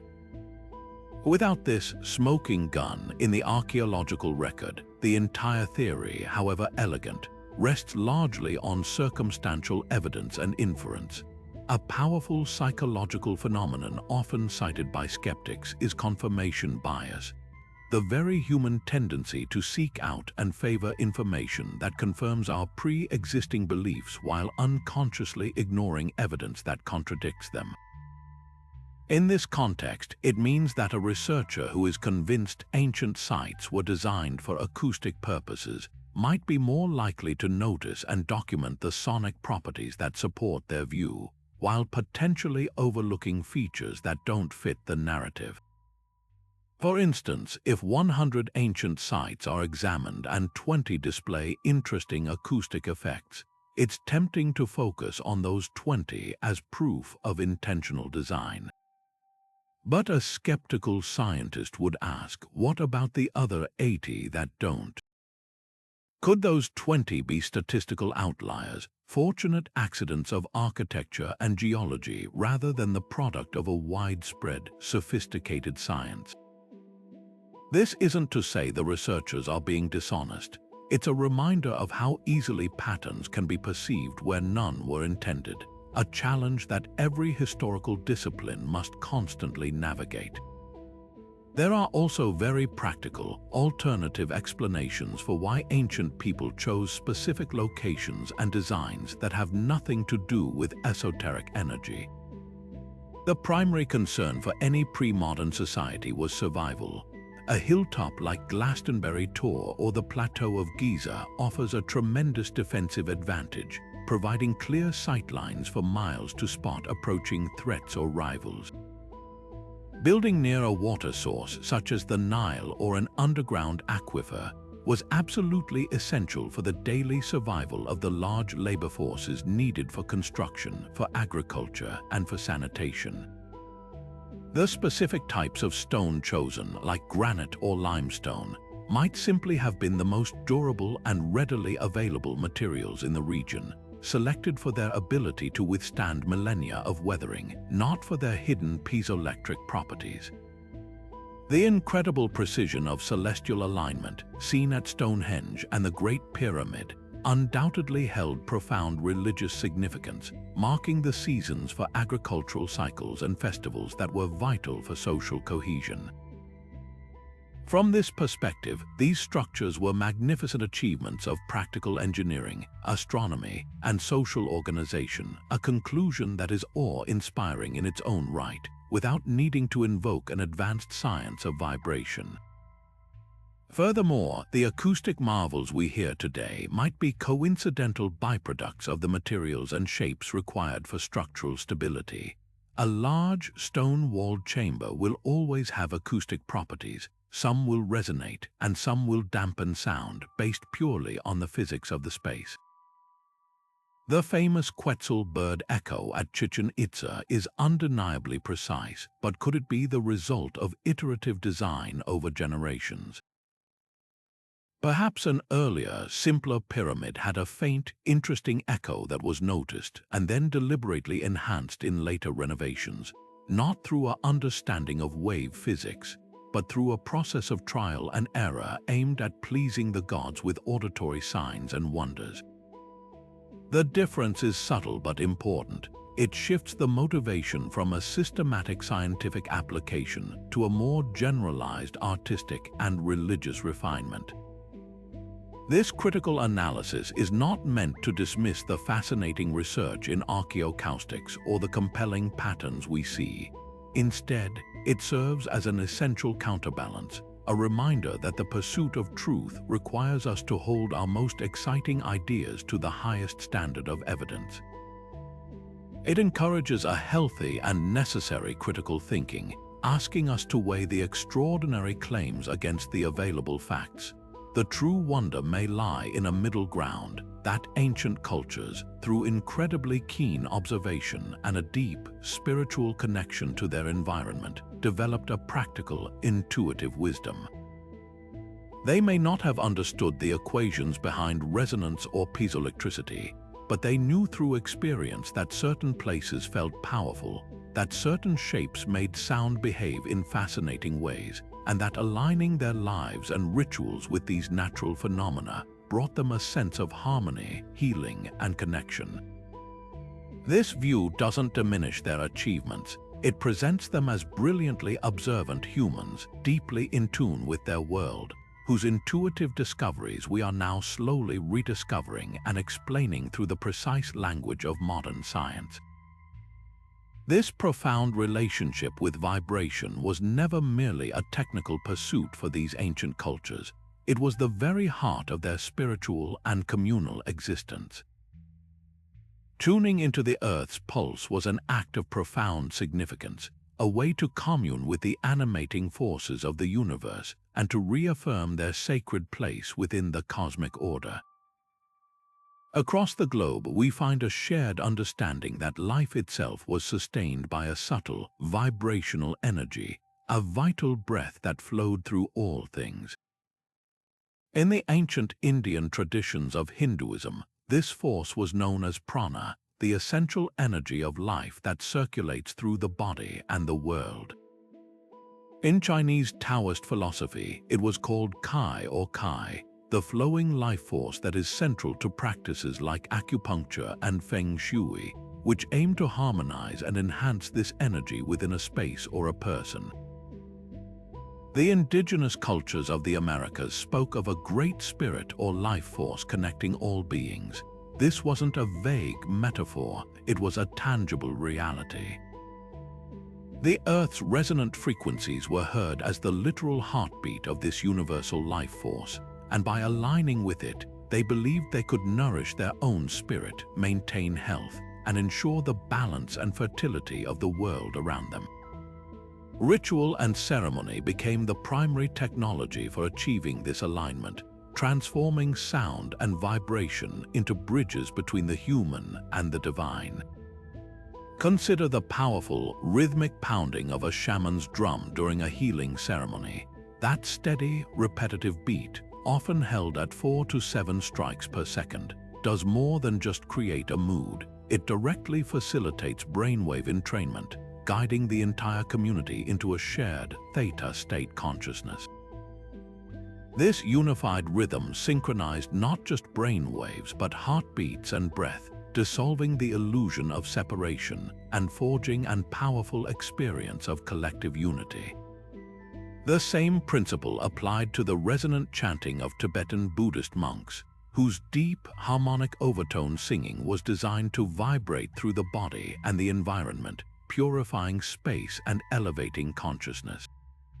In countless traditions, the ringing of a large ceremonial bell or gong at the start of a ritual wasn't just a signal to begin, it was an act of sonic cleansing.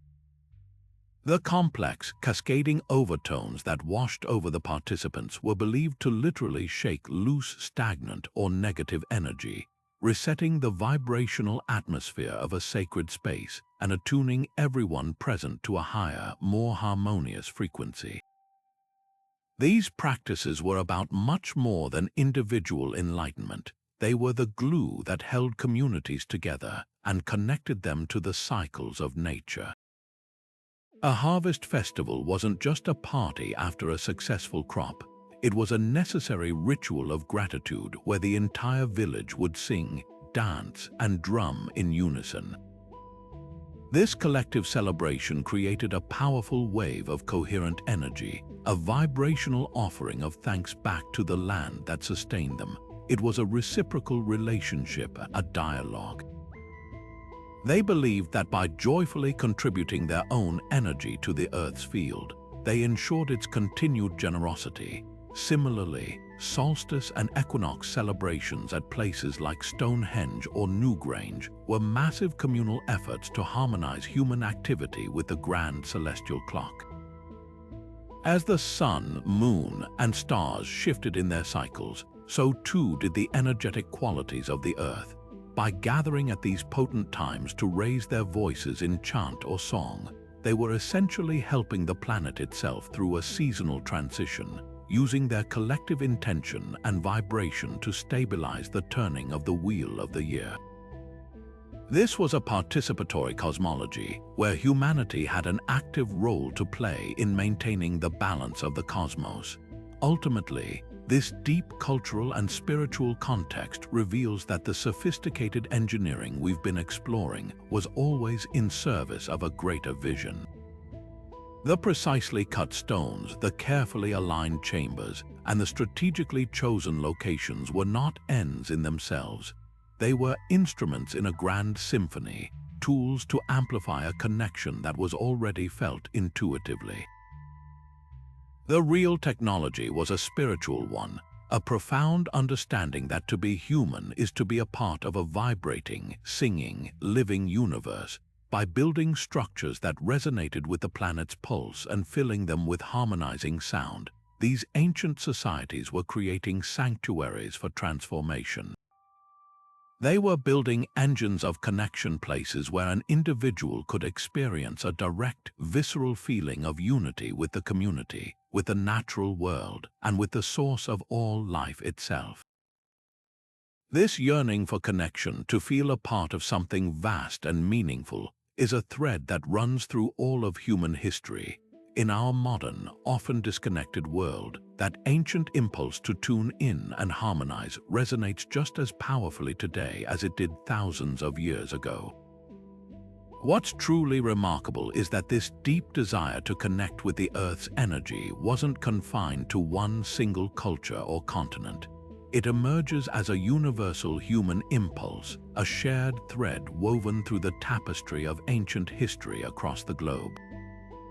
From the misty highlands of Celtic Europe to the sun-baked plains of the Indus Valley, we find cultures with no possible contact with one another independently arriving at the same profound realization that the world is alive with vibration, and that by building in harmony with it, they could elevate their spiritual and daily lives. They shared common foundational principles but expressed them in beautifully unique ways, adapting their methods to their local environments, materials, and spiritual beliefs, creating a fascinating mosaic of vibrational technology. Consider the use of water, a powerful conductor revered nearly everywhere. On one side of the world, the ancient Egyptians aligned their massive pyramids and temples with the annual inundation of the Nile, using the river's predictable flood cycle to synchronize their structures with the rhythmic pulse of the land. Meanwhile, over in the Indus Valley, the builders of the great city of Mohenjo-Daro, one of the world's earliest major urban centers, demonstrated a different kind of hydraulic genius.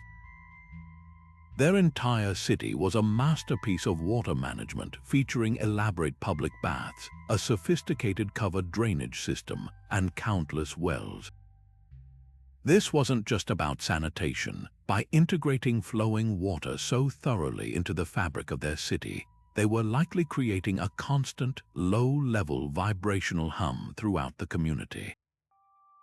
The gentle, consistent flow of water through those precise brick channels would have generated a pervasive background frequency, turning the entire city into a resonant environment, a starkly different approach from the Egyptians' monumental alignment with a single river cycle, yet born from the same understanding of water's energetic properties.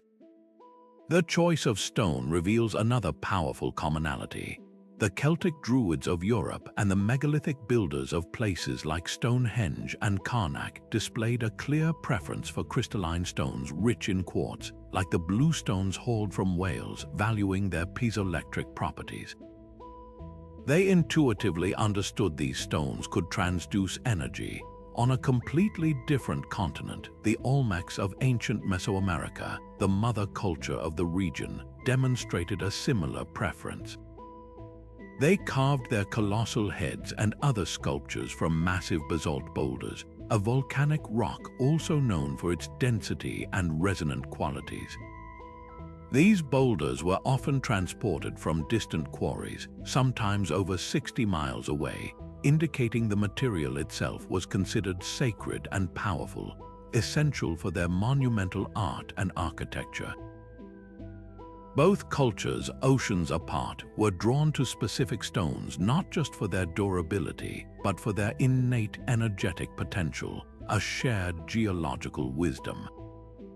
Yet for all these similarities, the differences in architectural expression are where we see the unique fingerprint of each culture's spirit. The Druids and other megalithic builders of Europe worked with the landscape in a way that feels organic and embedded. Their stone circles, like Callanish in Scotland, often appear to grow directly from the earth, their forms echoing the rolling hills and dramatic skies around them. Their power seems to come from their integration, from being a part of the landscape. Contrast this with the pyramids of Mesoamerica, like those built by the Maya and later the Aztecs. These structures are declarative and imposing, massive geometric mountains reaching decisively for the heavens. They represent a different kind of dialogue with nature, one of assertion and alignment, of carving perfect celestial order onto the jungle landscape. Both styles are profoundly effective, but they speak to different cultural philosophies, one of blending with nature, the other of orchestrating it. The ritual practices that animated these spaces were equally diverse. In Europe, many rituals likely focused on the solstices and equinoxes, with ceremonies designed to capture the first light of the sun or moon as it aligned with a specific stone, harnessing that moment of celestial transition. In India, at sites connected to the ancient Vedic traditions, the focus was often on internal vibration through the practice of chanting sacred syllables and mantras. The precise phonetic sounds of Sanskrit were believed to have specific vibratory effects on the human energy system and the environment. A temple was not just a building to be in. It was a resonator to be activated by the human voice, a co-creative process between priest and architecture to generate spiritual energy. This highlights a spectrum of approaches, from the external, celestial alignment of European practices to the internal, sonic alignment of Eastern traditions, all seeking the same goal of harmony through entirely different means. This global perspective is what makes the phenomenon so compelling. It wasn't a technology that was invented in one place and then spread. It was an understanding that emerged independently, a spontaneous flowering of human intuition. A druid priestess chanting in an oak grove in Gaul, a Brahmin priest chanting in a stone temple in India, and a Mayan priest conducting a ceremony atop a pyramid in the Yucatan were all, in their own ways, engaging in the same essential practice, using sound, stone, and sacred geometry to tune into the fundamental frequency of the living world.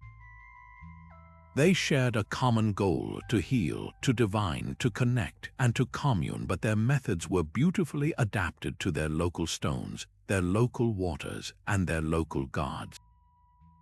This suggests that the impulse to harmonize with the earth is not a cultural artifact, but a fundamental part of the human experience, a deep, innate knowing that we are not separate from nature, but vibrating participants in its endless, resonant song. This celestial dimension adds yet another profound layer to our understanding, revealing that the ancient builders' conversation with the earth was part of a much larger dialogue with the cosmos itself. They perceived a fundamental harmony between the rhythms of the sky and the vibrations of the land, viewing celestial cycles not as separate events, but as the grand, ticking clock that governed the energetic tides of our planet. The solstices and equinoxes were not just calendar dates, they were moments of immense power when the specific alignment of the sun, moon, and stars was believed to directly influence the flow of energy through the Earth's crystalline crust and water systems.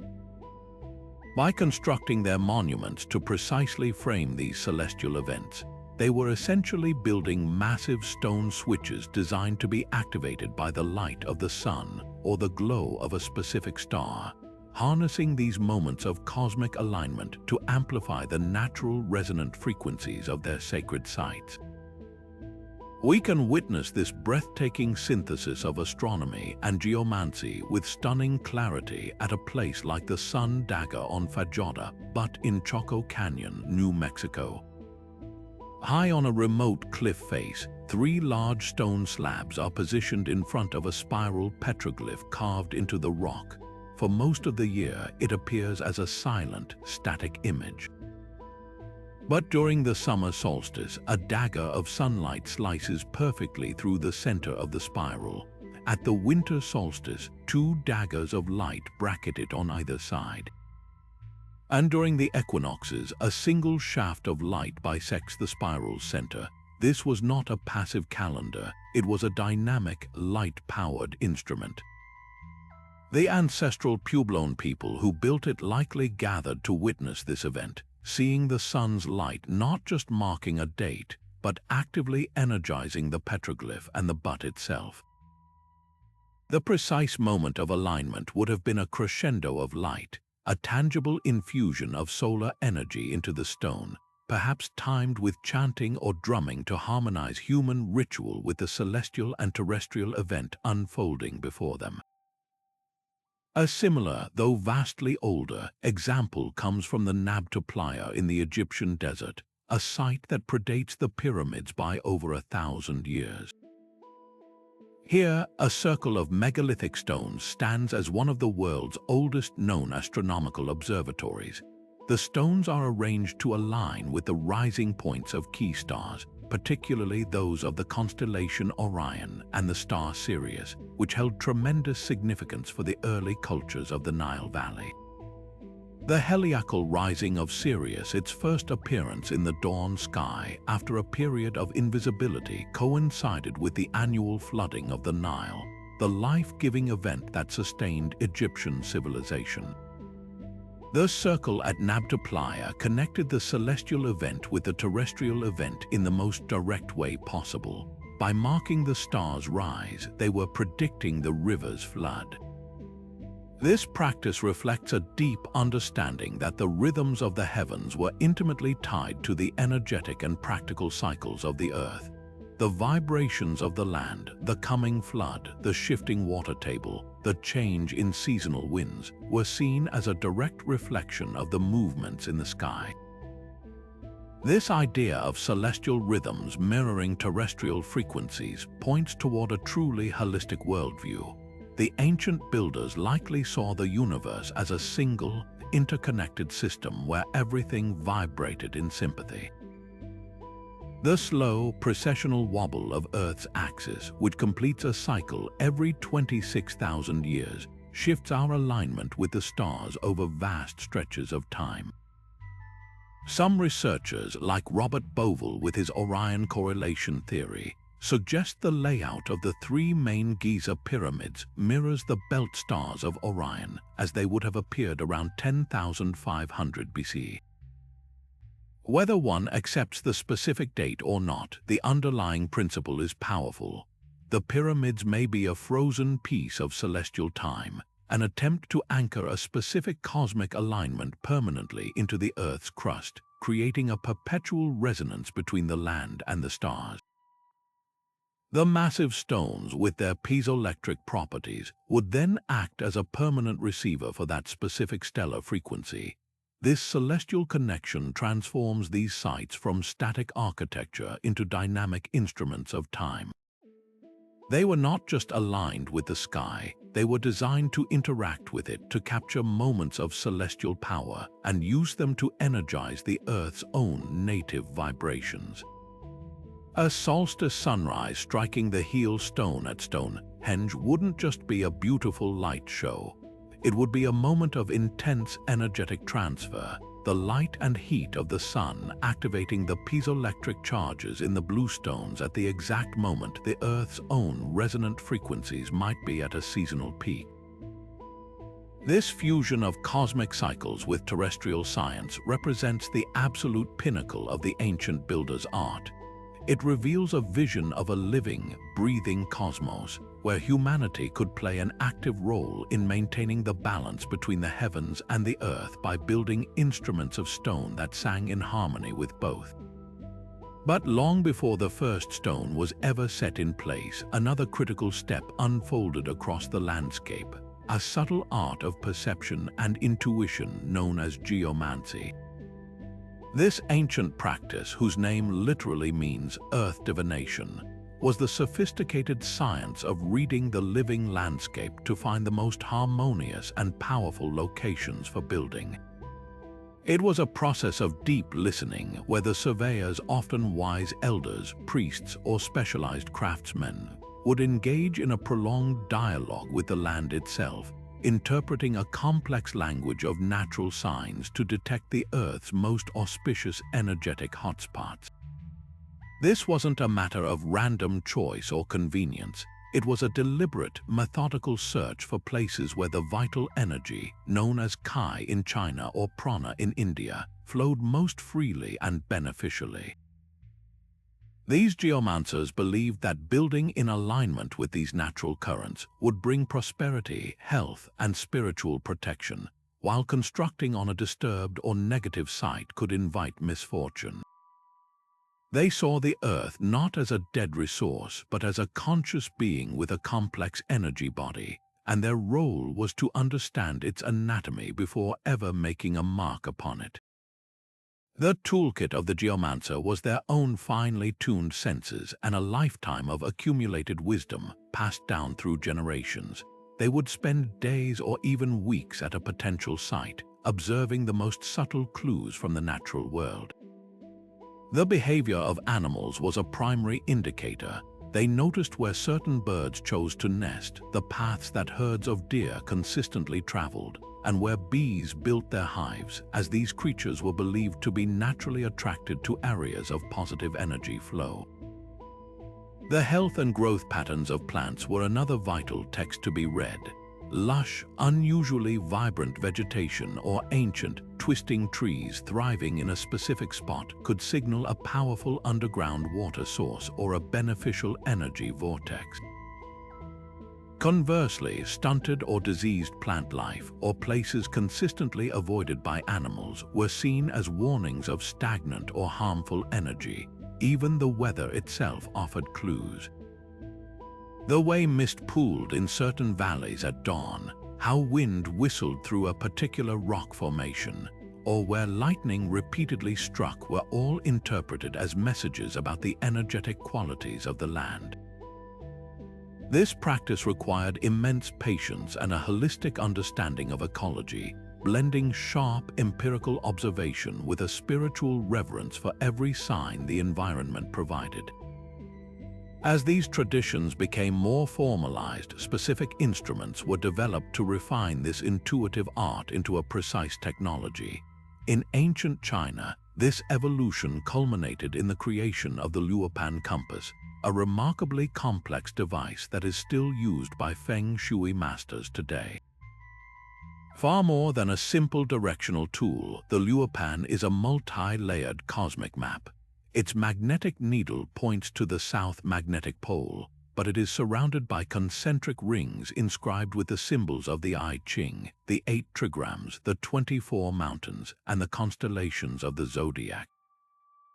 A master geomancer would use the Luopan to take detailed readings of a site, assessing the balance of yin and yang energies, the influence of the 5 elements, and the flow of Kai through the topography.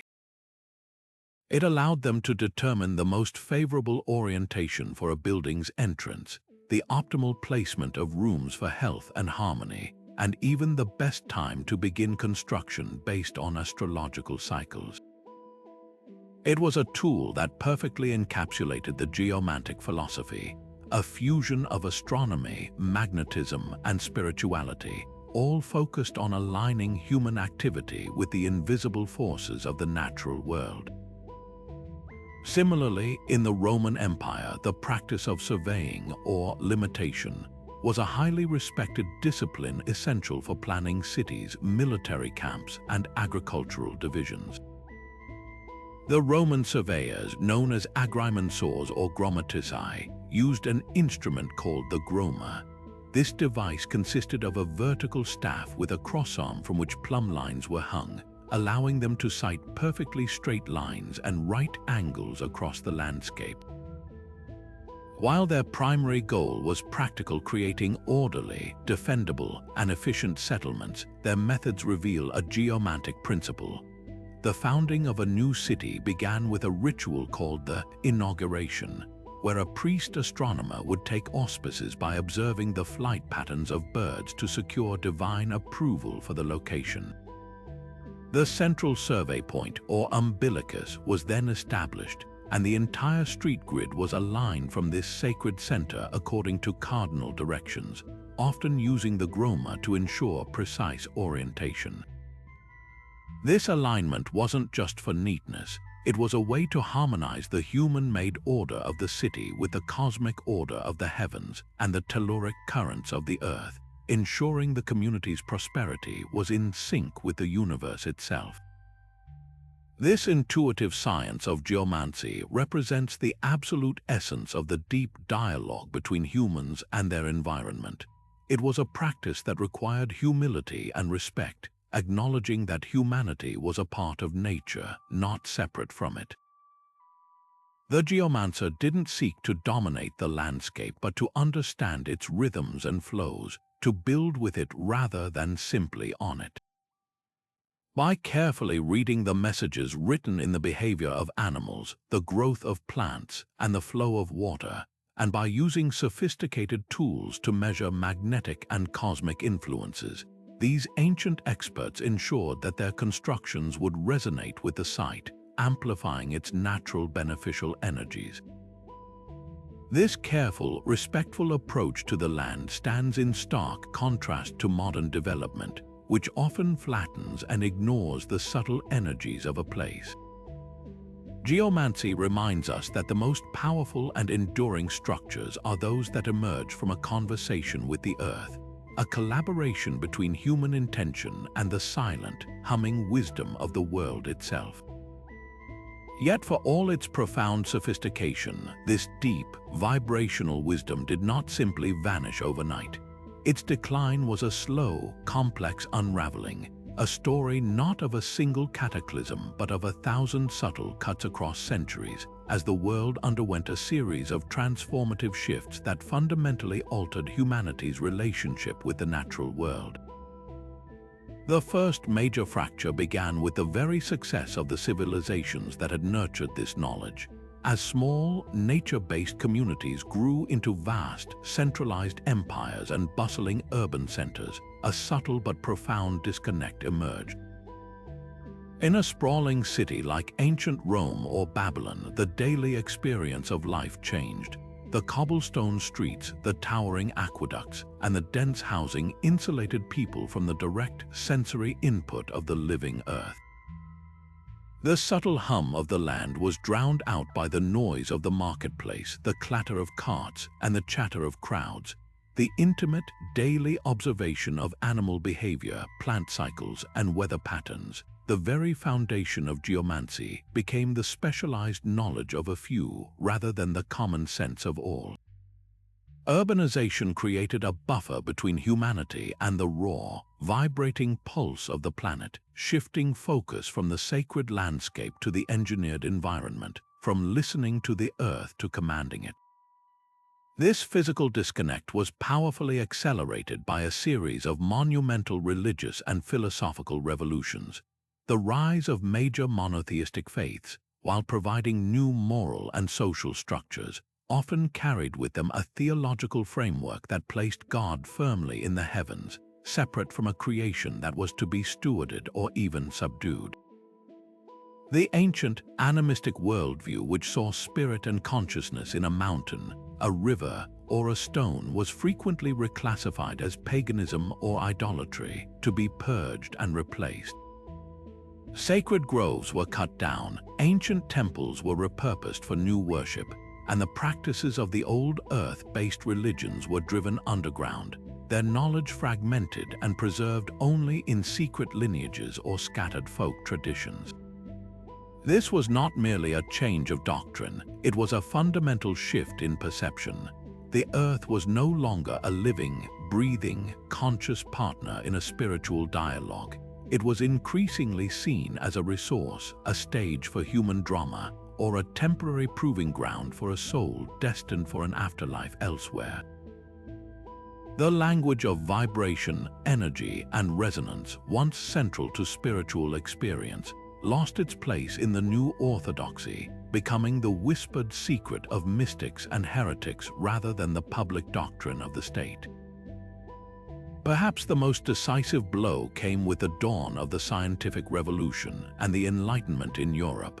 This was, without question, an era of breathtaking intellectual achievement that gave us physics, calculus, and a powerful new empirical method for understanding the universe. But this new way of knowing came with a specific and ultimately limiting perspective: mechanism. Pioneering thinkers like René Descartes famously argued that the universe, including animals and even the human body, could be understood as a complex machine operating by predictable mechanical laws. This was a powerful idea, but it also created a stark duality between mind and matter, between the objective observer and the inert, observed world. The living, sentient, vibrating earth of the ancients had no place in this cold, clockwork universe. The subtle energies and resonant frequencies that were the currency of the old science were dismissed as unmeasurable, mystical nonsense. If it couldn't be weighed, counted, or dissected, it wasn't real. This mechanistic lens was incredibly effective for certain types of inquiry, but it was also profoundly reductive, blinding the new scientific establishment to entire realms of knowledge that operated on different principles, the very principles of interconnection and vibration that the ancient builders had mastered. This arrogant confidence of the new mechanistic science became a devastating tool in the hands of colonial powers.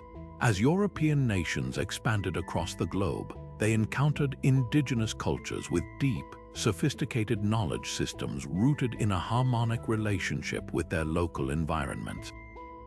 But to the colonial mind, steeped in an ideology of racial and cultural superiority and a rigid scientific dogma, this knowledge was not seen as different, it was seen as primitive.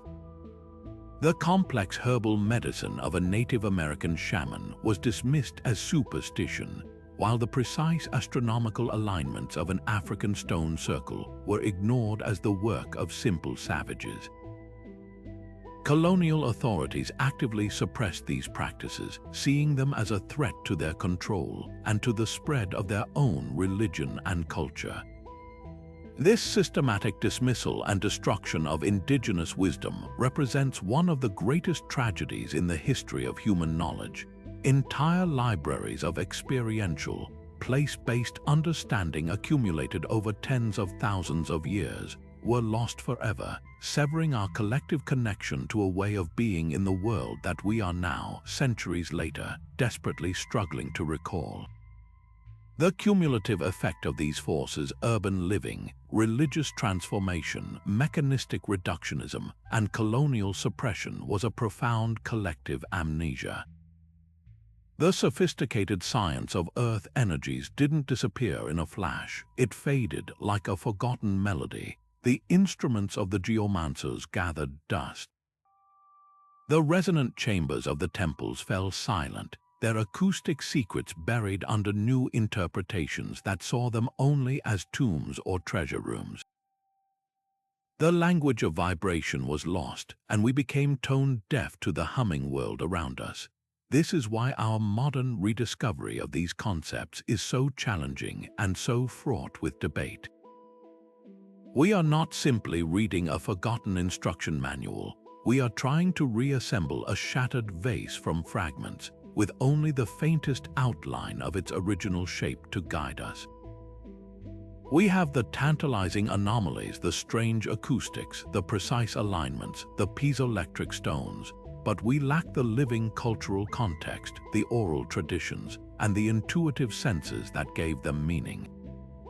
We are left with a compelling mystery, a series of brilliant clues pointing to a depth of understanding that we are only beginning to reappreciate, forced to use the very tools of mechanistic science that once denied its existence to finally prove it might have been real all along. Yet, even as this ancient wisdom faded into the background hum of history, it never completely vanished. A spark of curiosity remained, carried by a few unconventional minds who refused to accept that the world was merely a dead machine. The modern rediscovery of Earth's frequencies began not with archaeologists, but with visionaries, inventors, and rogue scientists who stumbled upon these powerful principles through their own groundbreaking work, often while standing squarely outside the scientific mainstream of their time. The quintessential figure in this revival is without a doubt the brilliant and enigmatic Nikola Tesla. At the turn of the 20th century, while the world was marveling at the dawn of electricity, Tesla was already peering far beyond simple power generation. He was utterly fascinated by the concept of resonance, the idea that every object has a natural vibrational frequency, and that applying a matching frequency could produce enormous effects. His famous experiments with mechanical oscillators nearly shook buildings apart, but his most profound vision was for a global energy system. Tesla believed the Earth itself was a giant conductor of electrical energy, and he theorized that by using the planet's own resonant frequency, he could transmit wireless electricity anywhere in the world. His Wardenclyffe Tower on Long Island was an audacious attempt to do just that, to pump energy into the Earth's crust and harness its natural resonance for the benefit of humanity. While his grand project was never completed, Tesla's prolific notes and lectures laid the essential groundwork, introducing the modern world to the radical idea that our planet is a dynamic, vibrating entity brimming with untapped energy. Following in these footsteps, a diverse array of researchers began to pick up the thread, often venturing into territory that conventional science was unwilling to explore. In the latter half of the 20th century, as Western society grew increasingly industrialized and disconnected from nature, a powerful countercultural movement began to rise. The New Age movement, emerging from the 1960s and 70s, became a major vessel for the revival of interest in Earth energies. It eagerly absorbed and popularized concepts like ley lines, crystal healing, and pyramid power, blending them with Eastern spirituality, psychedelic exploration, and a deep yearning for holistic living. While this brought these ideas to a massive new audience, it also had a significant side effect. In the rush to embrace this alternative worldview, rigorous scientific scrutiny was often set aside in favor of personal experience and mystical belief. This led to a proliferation of pseudoscience claims about the healing power of pyramids or the mystical properties of crystals that were long on anecdote but short on verifiable evidence. This blending of genuine mystery with unsubstantiated claims created a major credibility problem, causing mainstream academia to dismiss the entire field as fringe nonsense for decades, unfortunately throwing out the proverbial baby with the bathwater. Amidst this mix of genuine inquiry and speculative belief, a few dedicated researchers persisted in trying to build a more empirical foundation. Starting in the 1990s, a team of Russian scientists led by a researcher named Alexander Golod began a fascinating long-term study into the effects of pyramid structures. They constructed a series of large fiberglass pyramids across Russia and conducted controlled experiments, reporting a startling range of effects. Their claims, published in a number of papers, included that seeds placed inside the pyramids showed a significant increase in germination rate and yield, that the immune system of mice was strengthened, and that the radioactive half-life of isotopes appeared to be altered. Perhaps most intriguingly, they reported that the area around the pyramids seemed to show a measurable decrease in seismic activity and an improvement in environmental recovery from industrial pollution. While their methodology and results have been met with intense skepticism and calls for independent replication, Golod's work represents a serious, sustained attempt to apply the scientific method to a concept that most scientists had abandoned. It sparked a new wave of interest in pyramidology, moving it slightly from the realm of pure mysticism into a more testable, albeit still highly controversial, field of study. This modern revival, for all its complexities and contradictions, points to a profound and growing human need. In our increasingly digital, urbanized, and fragmented world, the ancient idea that we are part of a living, vibrating planet holds an irresistible appeal. It speaks to a deep-seated longing to reconnect with nature, with a sense of the sacred, and with a wisdom that feels more holistic than the cold, hard logic of pure mechanism. The pioneers and revivalists, from the brilliant rigor of Tesla to the messy, passionate embrace of the New Age, have kept this conversation alive. They have ensured that the pulse beneath the earth, though often faint and distorted, was never completely silenced, setting the stage for the high-tech investigations that are now bringing these ancient secrets back into the light. So where does this leave us today, surrounded by concrete, steel, and the constant electromagnetic buzz of modern life? The incredible discoveries about our vibrational past aren't just a historical curiosity. They represent a vital toolkit for crafting a more harmonious, healthy, and sustainable future. This isn't about abandoning technology to live in stone huts, but about integrating this ancient wisdom into our contemporary world, creating a new synthesis that honors both innovation and the innate intelligence of the natural world. For architects and designers, this means a fundamental shift in perspective from seeing a building site as a blank slate to be dominated, to viewing it as a living system with which to collaborate. The first and most accessible step is a return to using natural, breathable materials, instead of relying solely on industrial products like concrete and steel, which can create electromagnetic dead zones and disconnect us from the Earth's natural charge. We can incorporate wood, stone, clay, and lime plasters. These materials not only have lower embodied energy, but also possess their own resonant qualities. A rammed earth wall or a clay floor doesn't just regulate humidity and temperature. It subtly vibrates in sympathy with the environment, creating an interior atmosphere that feels inherently calmer and more grounded. This is the modern application of the ancient builders' intuitive material selection, choosing substances that work with the land, not against it. Beyond materials, the ancient art of orientation is experiencing a serious revival in cutting-edge sustainable design. The simple act of aligning a building's main living spaces to face true south in the northern hemisphere or north in the southern hemisphere to maximize passive solar gain is a direct nod to celestial harmony. But we can go deeper. Some forward-thinking architects are now using sensitive magnetometers to map the subtle magnetic variations of a site before breaking ground, just as ancient geomancers might have done.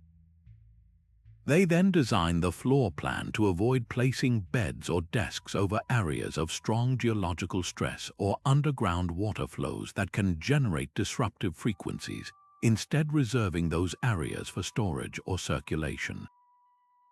The placement of windows isn't just for views anymore. It's for the strategic channeling of light and air to create specific energetic flows within a home, using the principles of Feng Shui and Vastu Shastra not as superstition, but as time-tested systems for arranging space in a way that supports human well-being. This is modern geomancy using technology to achieve the same intuitive harmony our ancestors sought. For individuals not building a new home, there are countless ways to bring these vibrational principles into daily life. The growing popularity of sound baths is a perfect example. Participants lie down while a practitioner plays singing bowls, gongs, and tuning forks, allowing the waves of sound to wash over them. This isn't just a relaxing spa treatment. It's a targeted application of sound therapy using specific frequencies to entrain brain waves, release muscular tension, and recalibrate the nervous system. It's a direct, accessible way to experience the kind of acoustic healing that ancient cultures built entire temples to achieve. Similarly, the practice of earthing or grounding, simply walking barefoot on grass, soil, or sand, is a powerful way to reconnect. Our modern rubber-soled shoes and insulated floors act as barriers, preventing us from discharging the static electrical charge we build up from our synthetic environments and from absorbing the Earth's natural, stabilizing electron flow. Studies have shown that even 20 minutes of grounding can reduce inflammation, improve sleep, and normalize cortisol levels. It's the simplest technology of all, direct skin-to-earth contact, a daily ritual to plug back into the planet's calming frequency. Perhaps the most exciting frontier is the field of biomimicry, which takes the ancient idea of learning from nature and supercharges it with modern science. This isn't just about making a building look like a flower. It's about studying the deep patterns and processes that evolution has refined over millions of years. Engineers are now designing wind turbines with tubercle-edged fins inspired by the flippers of humpback whales, making them quieter and more efficient. Architects are creating self-cooling buildings modeled after termite mounds, which use complex internal channels to maintain a constant temperature without any energy input. These designs work because they are in harmony with the fundamental physics of our world, the same physics that govern the flow of water, the propagation of sound, and the resonance of materials.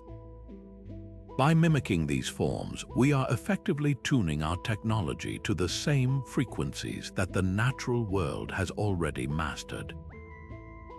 This represents the ultimate bridge between past and future, using our most advanced computational tools to finally understand and replicate the innate genius of the ancient, vibrational world, creating a future where our homes, cities, and technologies don't just sit on the land but truly sing with it.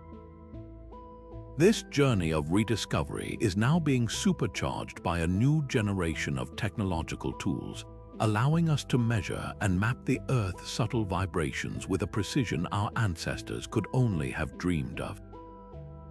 We are no longer limited to intuition and simple pendulums.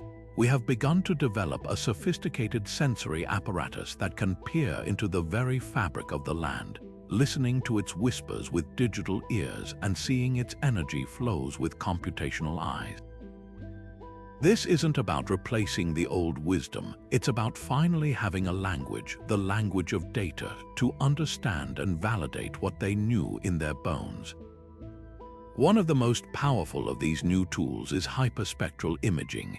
Imagine a camera that doesn't just see visible light, but captures hundreds of narrow bands of the electromagnetic spectrum, from infrared to ultraviolet. When this technology is deployed from aircraft or satellites over an ancient site, it can reveal what is hidden to the naked eye. It can detect subtle differences in soil moisture, pinpoint the presence of specific minerals, and even identify areas of buried structures or disturbed earth based on the health and reflectance of the vegetation growing above them. This allows archaeologists to map entire ceremonial complexes without lifting a single trowel, but its application to Earth energies is even more fascinating. Hyperspectral sensors can identify areas where the ground is emitting or absorbing different types of radiation, potentially mapping thermal anomalies caused by underground water flows or geological faults, the very energetic pathways that ancient geomancers might have sensed.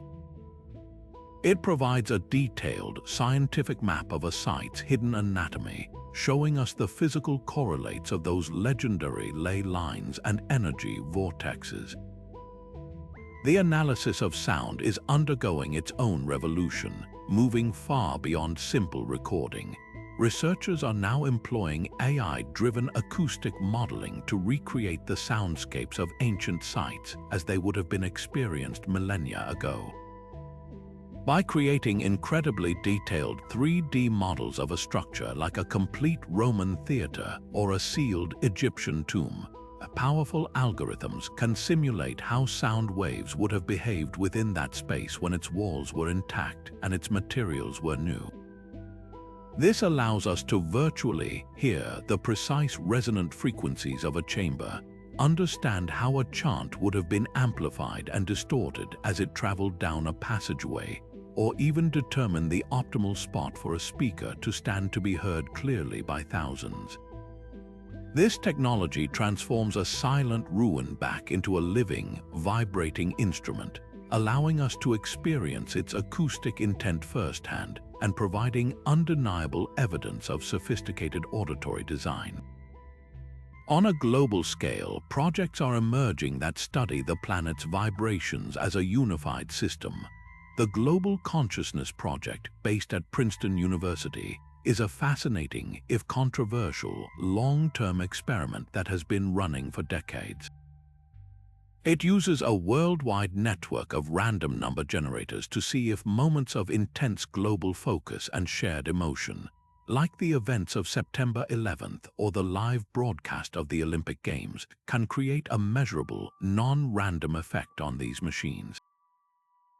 The hypothesis is that human consciousness itself may be a field phenomenon, capable of influencing the physical world in subtle ways, particularly when millions of minds are focused on the same event.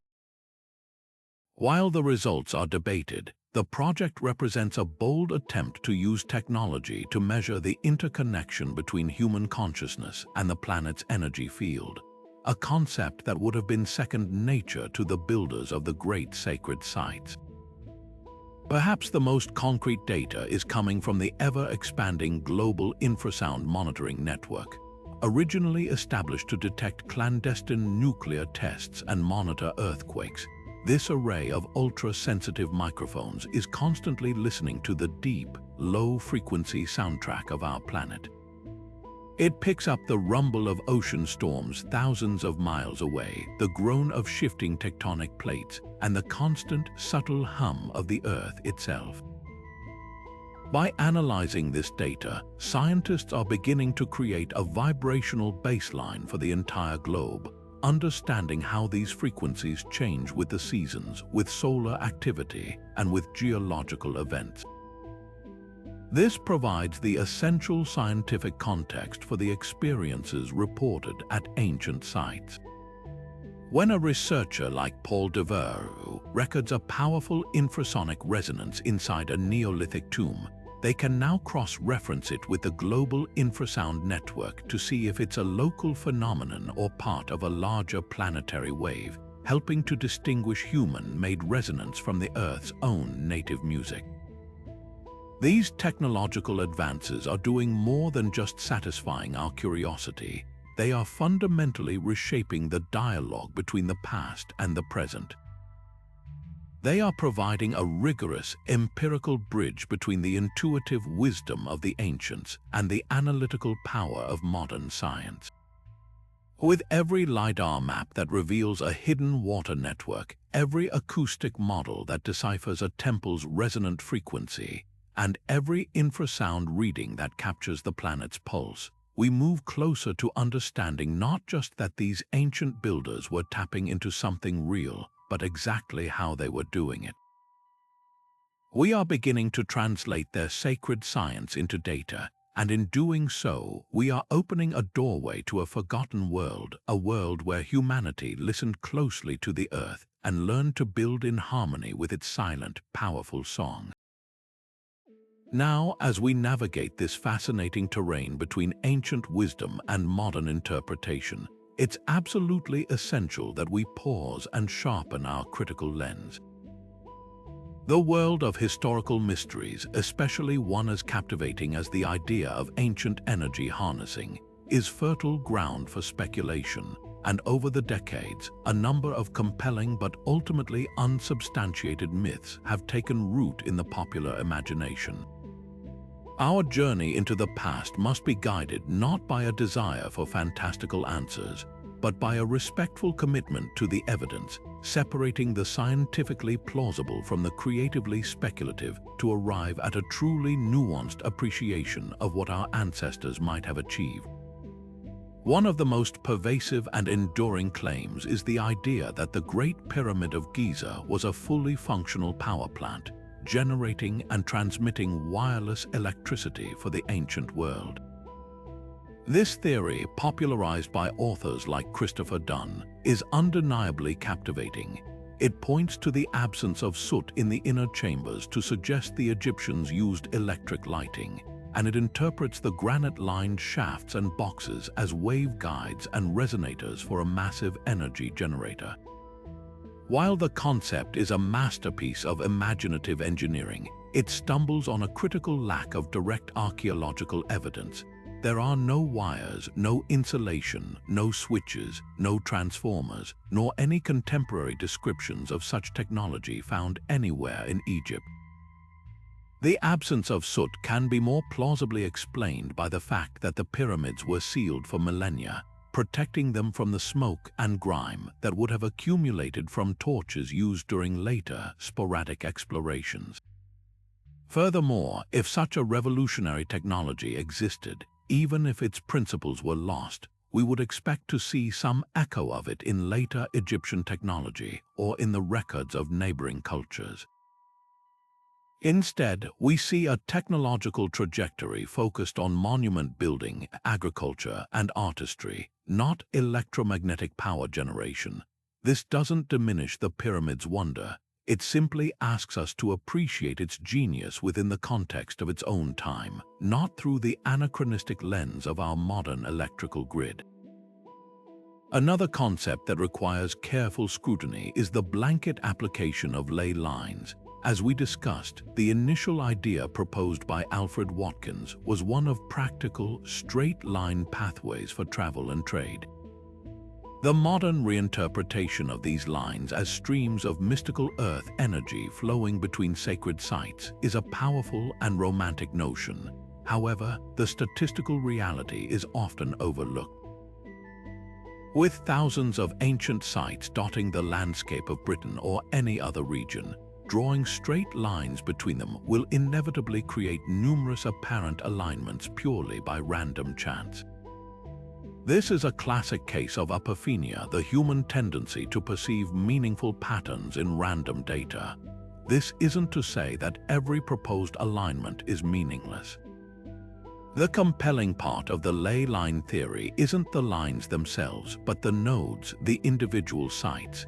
As modern geology confirms, these sites were very often chosen for their unique geological features: underground water aquifers, magnetic anomalies, or specific rock types.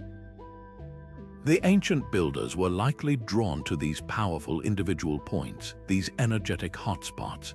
The straight lines between them might be a secondary effect, a later pattern we impose, rather than a primary energy highway they consciously mapped and built upon. The truth is likely more about sacred geography than literal lines of force. We must also be wary of the tendency to condense the vast and diverse tapestry of ancient cultures into a single, monolithic, lost civilization with universal secrets. The practices of the Egyptians, separated from the Maya by thousands of years and an ocean, were profoundly different. While we can find fascinating parallels in their reverence for astronomy and their use of massive stone construction, to suggest they shared an identical, advanced technological handbook is a gross oversimplification. It often inadvertently diminishes the unique and independent genius of each culture. The Maya developed a complex written language and a breathtakingly accurate calendar system. The Egyptians mastered stoneworking and administration on an unimaginable scale. Their achievements are incredible precisely because they were developed in isolation, tailored to their specific environments and spiritual beliefs. Attributing their works to a hypothetical, superior parent culture like Atlantis is not only unsupported by evidence, but it also does a deep disservice to the ingenuity and resilience of these actual historical peoples. So where does this leave us? What is scientifically plausible? We can state with growing confidence that ancient cultures possessed a sophisticated empirical understanding of their environment. They were master observers. They could detect the subtle vibrations from underground water through the behavior of animals or by using simple tools like pendulums. They understood the acoustic properties of materials and spaces, and they engineered their structures to manipulate sound for ceremonial and practical purposes.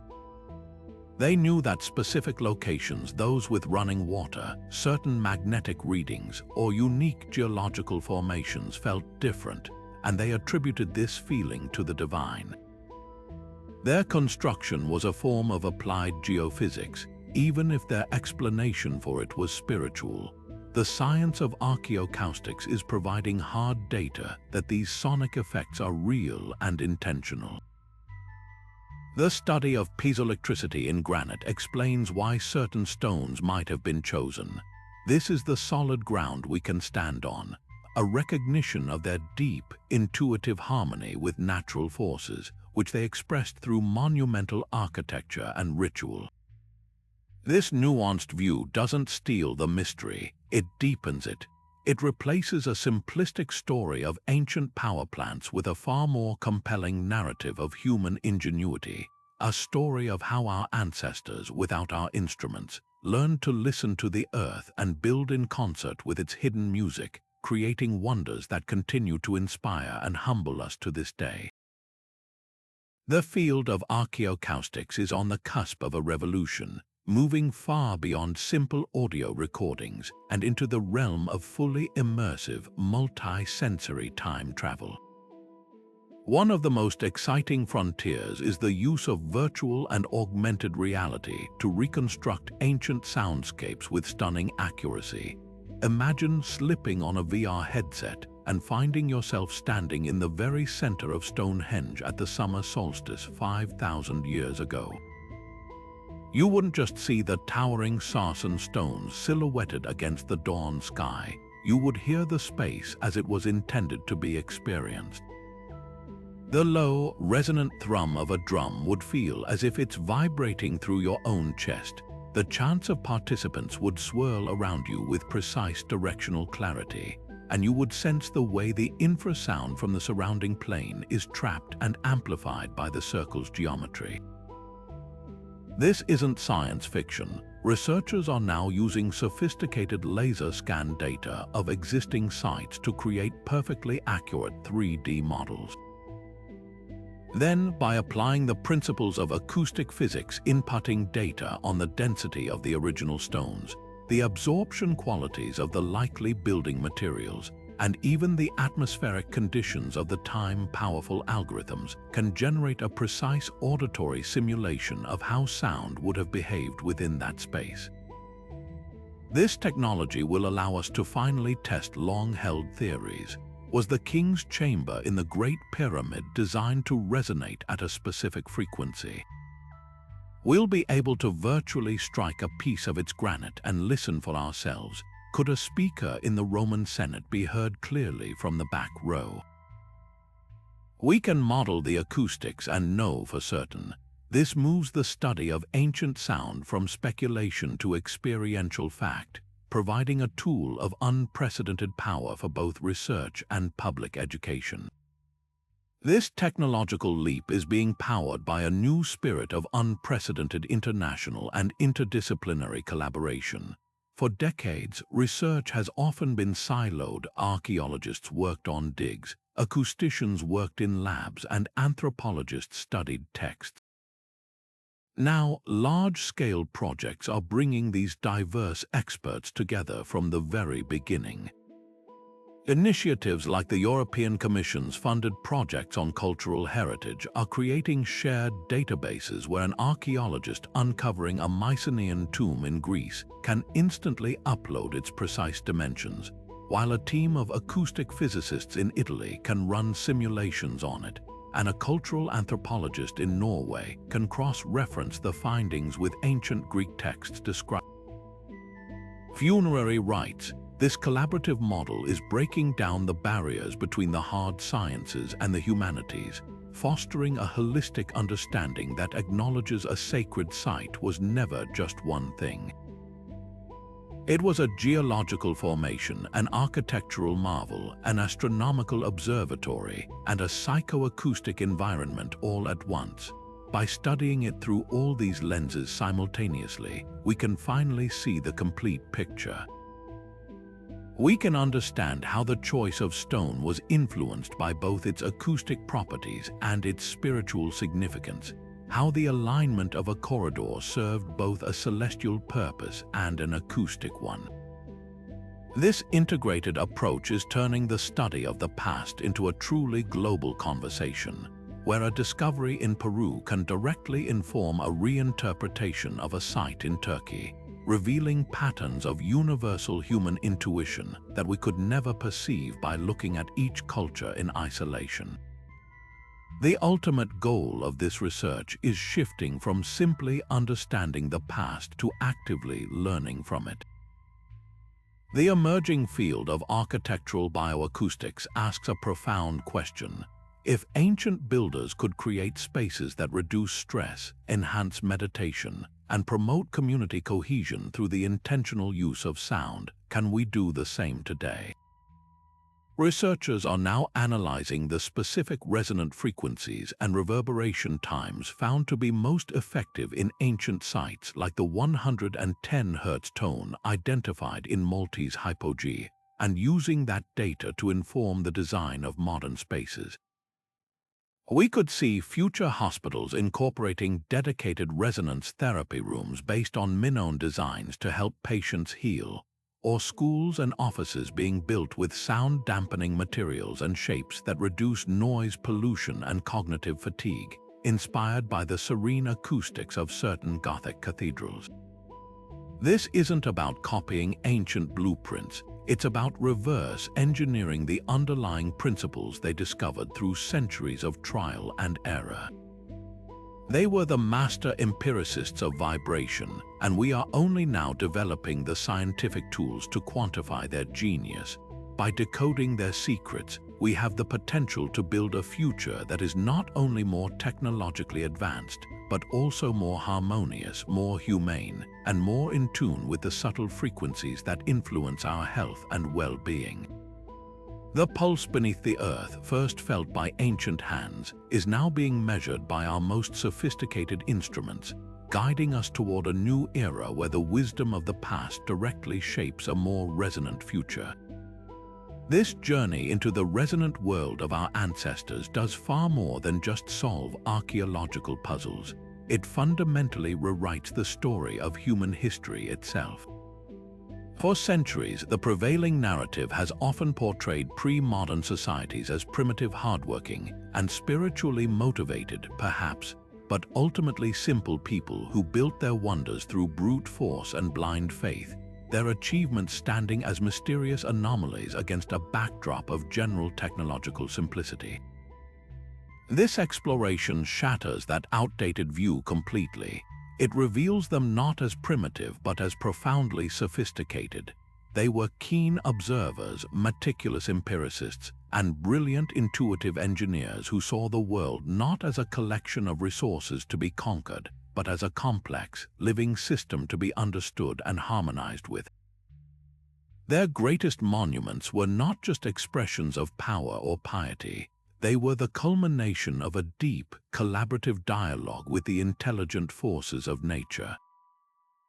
This represents a true paradigm shift, moving us from a history of domination to a history of collaboration. The conventional narrative of progress is a linear one, humanity slowly overcoming a hostile nature through technology, leading inevitably to our modern industrial world. But this new understanding suggests a different path was not only possible but was actively pursued for millennia. It was a path of integration where technology was not a weapon against the environment, but a tool for deepening a sacred partnership with it. The ancient builder surveying a site with a pendulum or listening to the ring of a struck stone was employing a complex technology of perception, one that required patience, humility, and a deep reverence for the subtle language of the earth. This reframes their entire intellectual project. They weren't trying to prove their superiority over the natural world. They were striving to prove their belonging within it.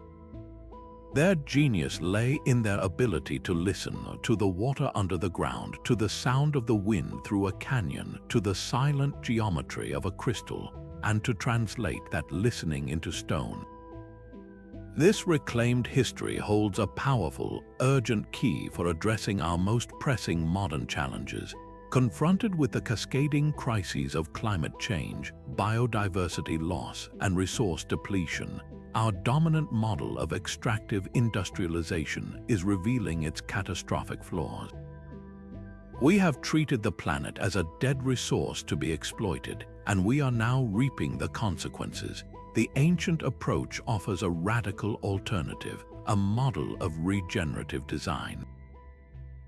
Imagine if modern architects, instead of fighting a site's natural energies, sought to amplify them.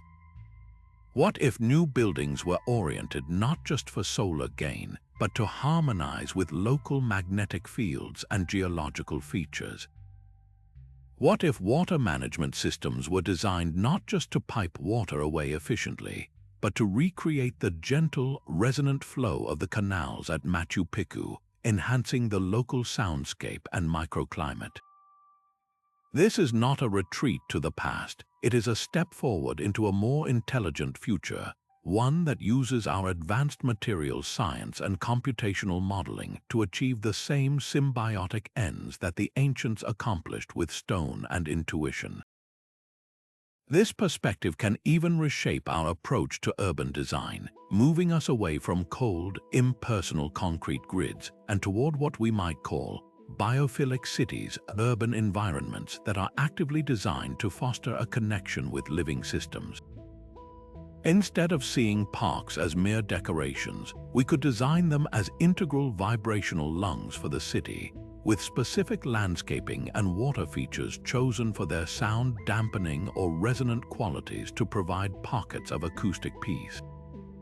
Roadways could be made from materials that reduce vibrational pollution, and new developments could be planned using modern geomantic tools like detailed geological surveys and sound mapping to avoid placing homes over disruptive subterranean stresses. This would be a move from urban planning to urban tuning, creating cities that don't just house people, but actively contribute to their well-being by reconnecting them, even subtly, to the rhythmic pulse of the living world they are a part of. Ultimately, this new understanding of the past fosters a profound sense of humility and connection. It dismantles the arrogant notion that our ancestors were less intelligent than we are, revealing instead that they possessed a different kind of intelligence, one that was holistic, contextual, and deeply ecological. They remind us that true innovation isn't always about building something louder, faster, or more powerful. Sometimes it's about building something more beautifully in tune. By rediscovering their legacy, we aren't just uncovering forgotten secrets, we are recovering a part of ourselves. We are remembering that we are not separate from nature, but vibrating participants in a cosmic symphony, and that our future survival and flourishing may well depend on our willingness to listen, once again, to the ancient and enduring pulse beneath our feet. As we've journeyed from the pyramids to modern labs, one thing is clear: the pulse beneath the earth is a real and powerful force, one that ancient cultures understood in ways we are only beginning to grasp. The evidence is no longer just a collection of intriguing anomalies. It's a compelling mosaic of acoustic precision, geological intuition, and spiritual wisdom that challenges our very definition of technological advancement.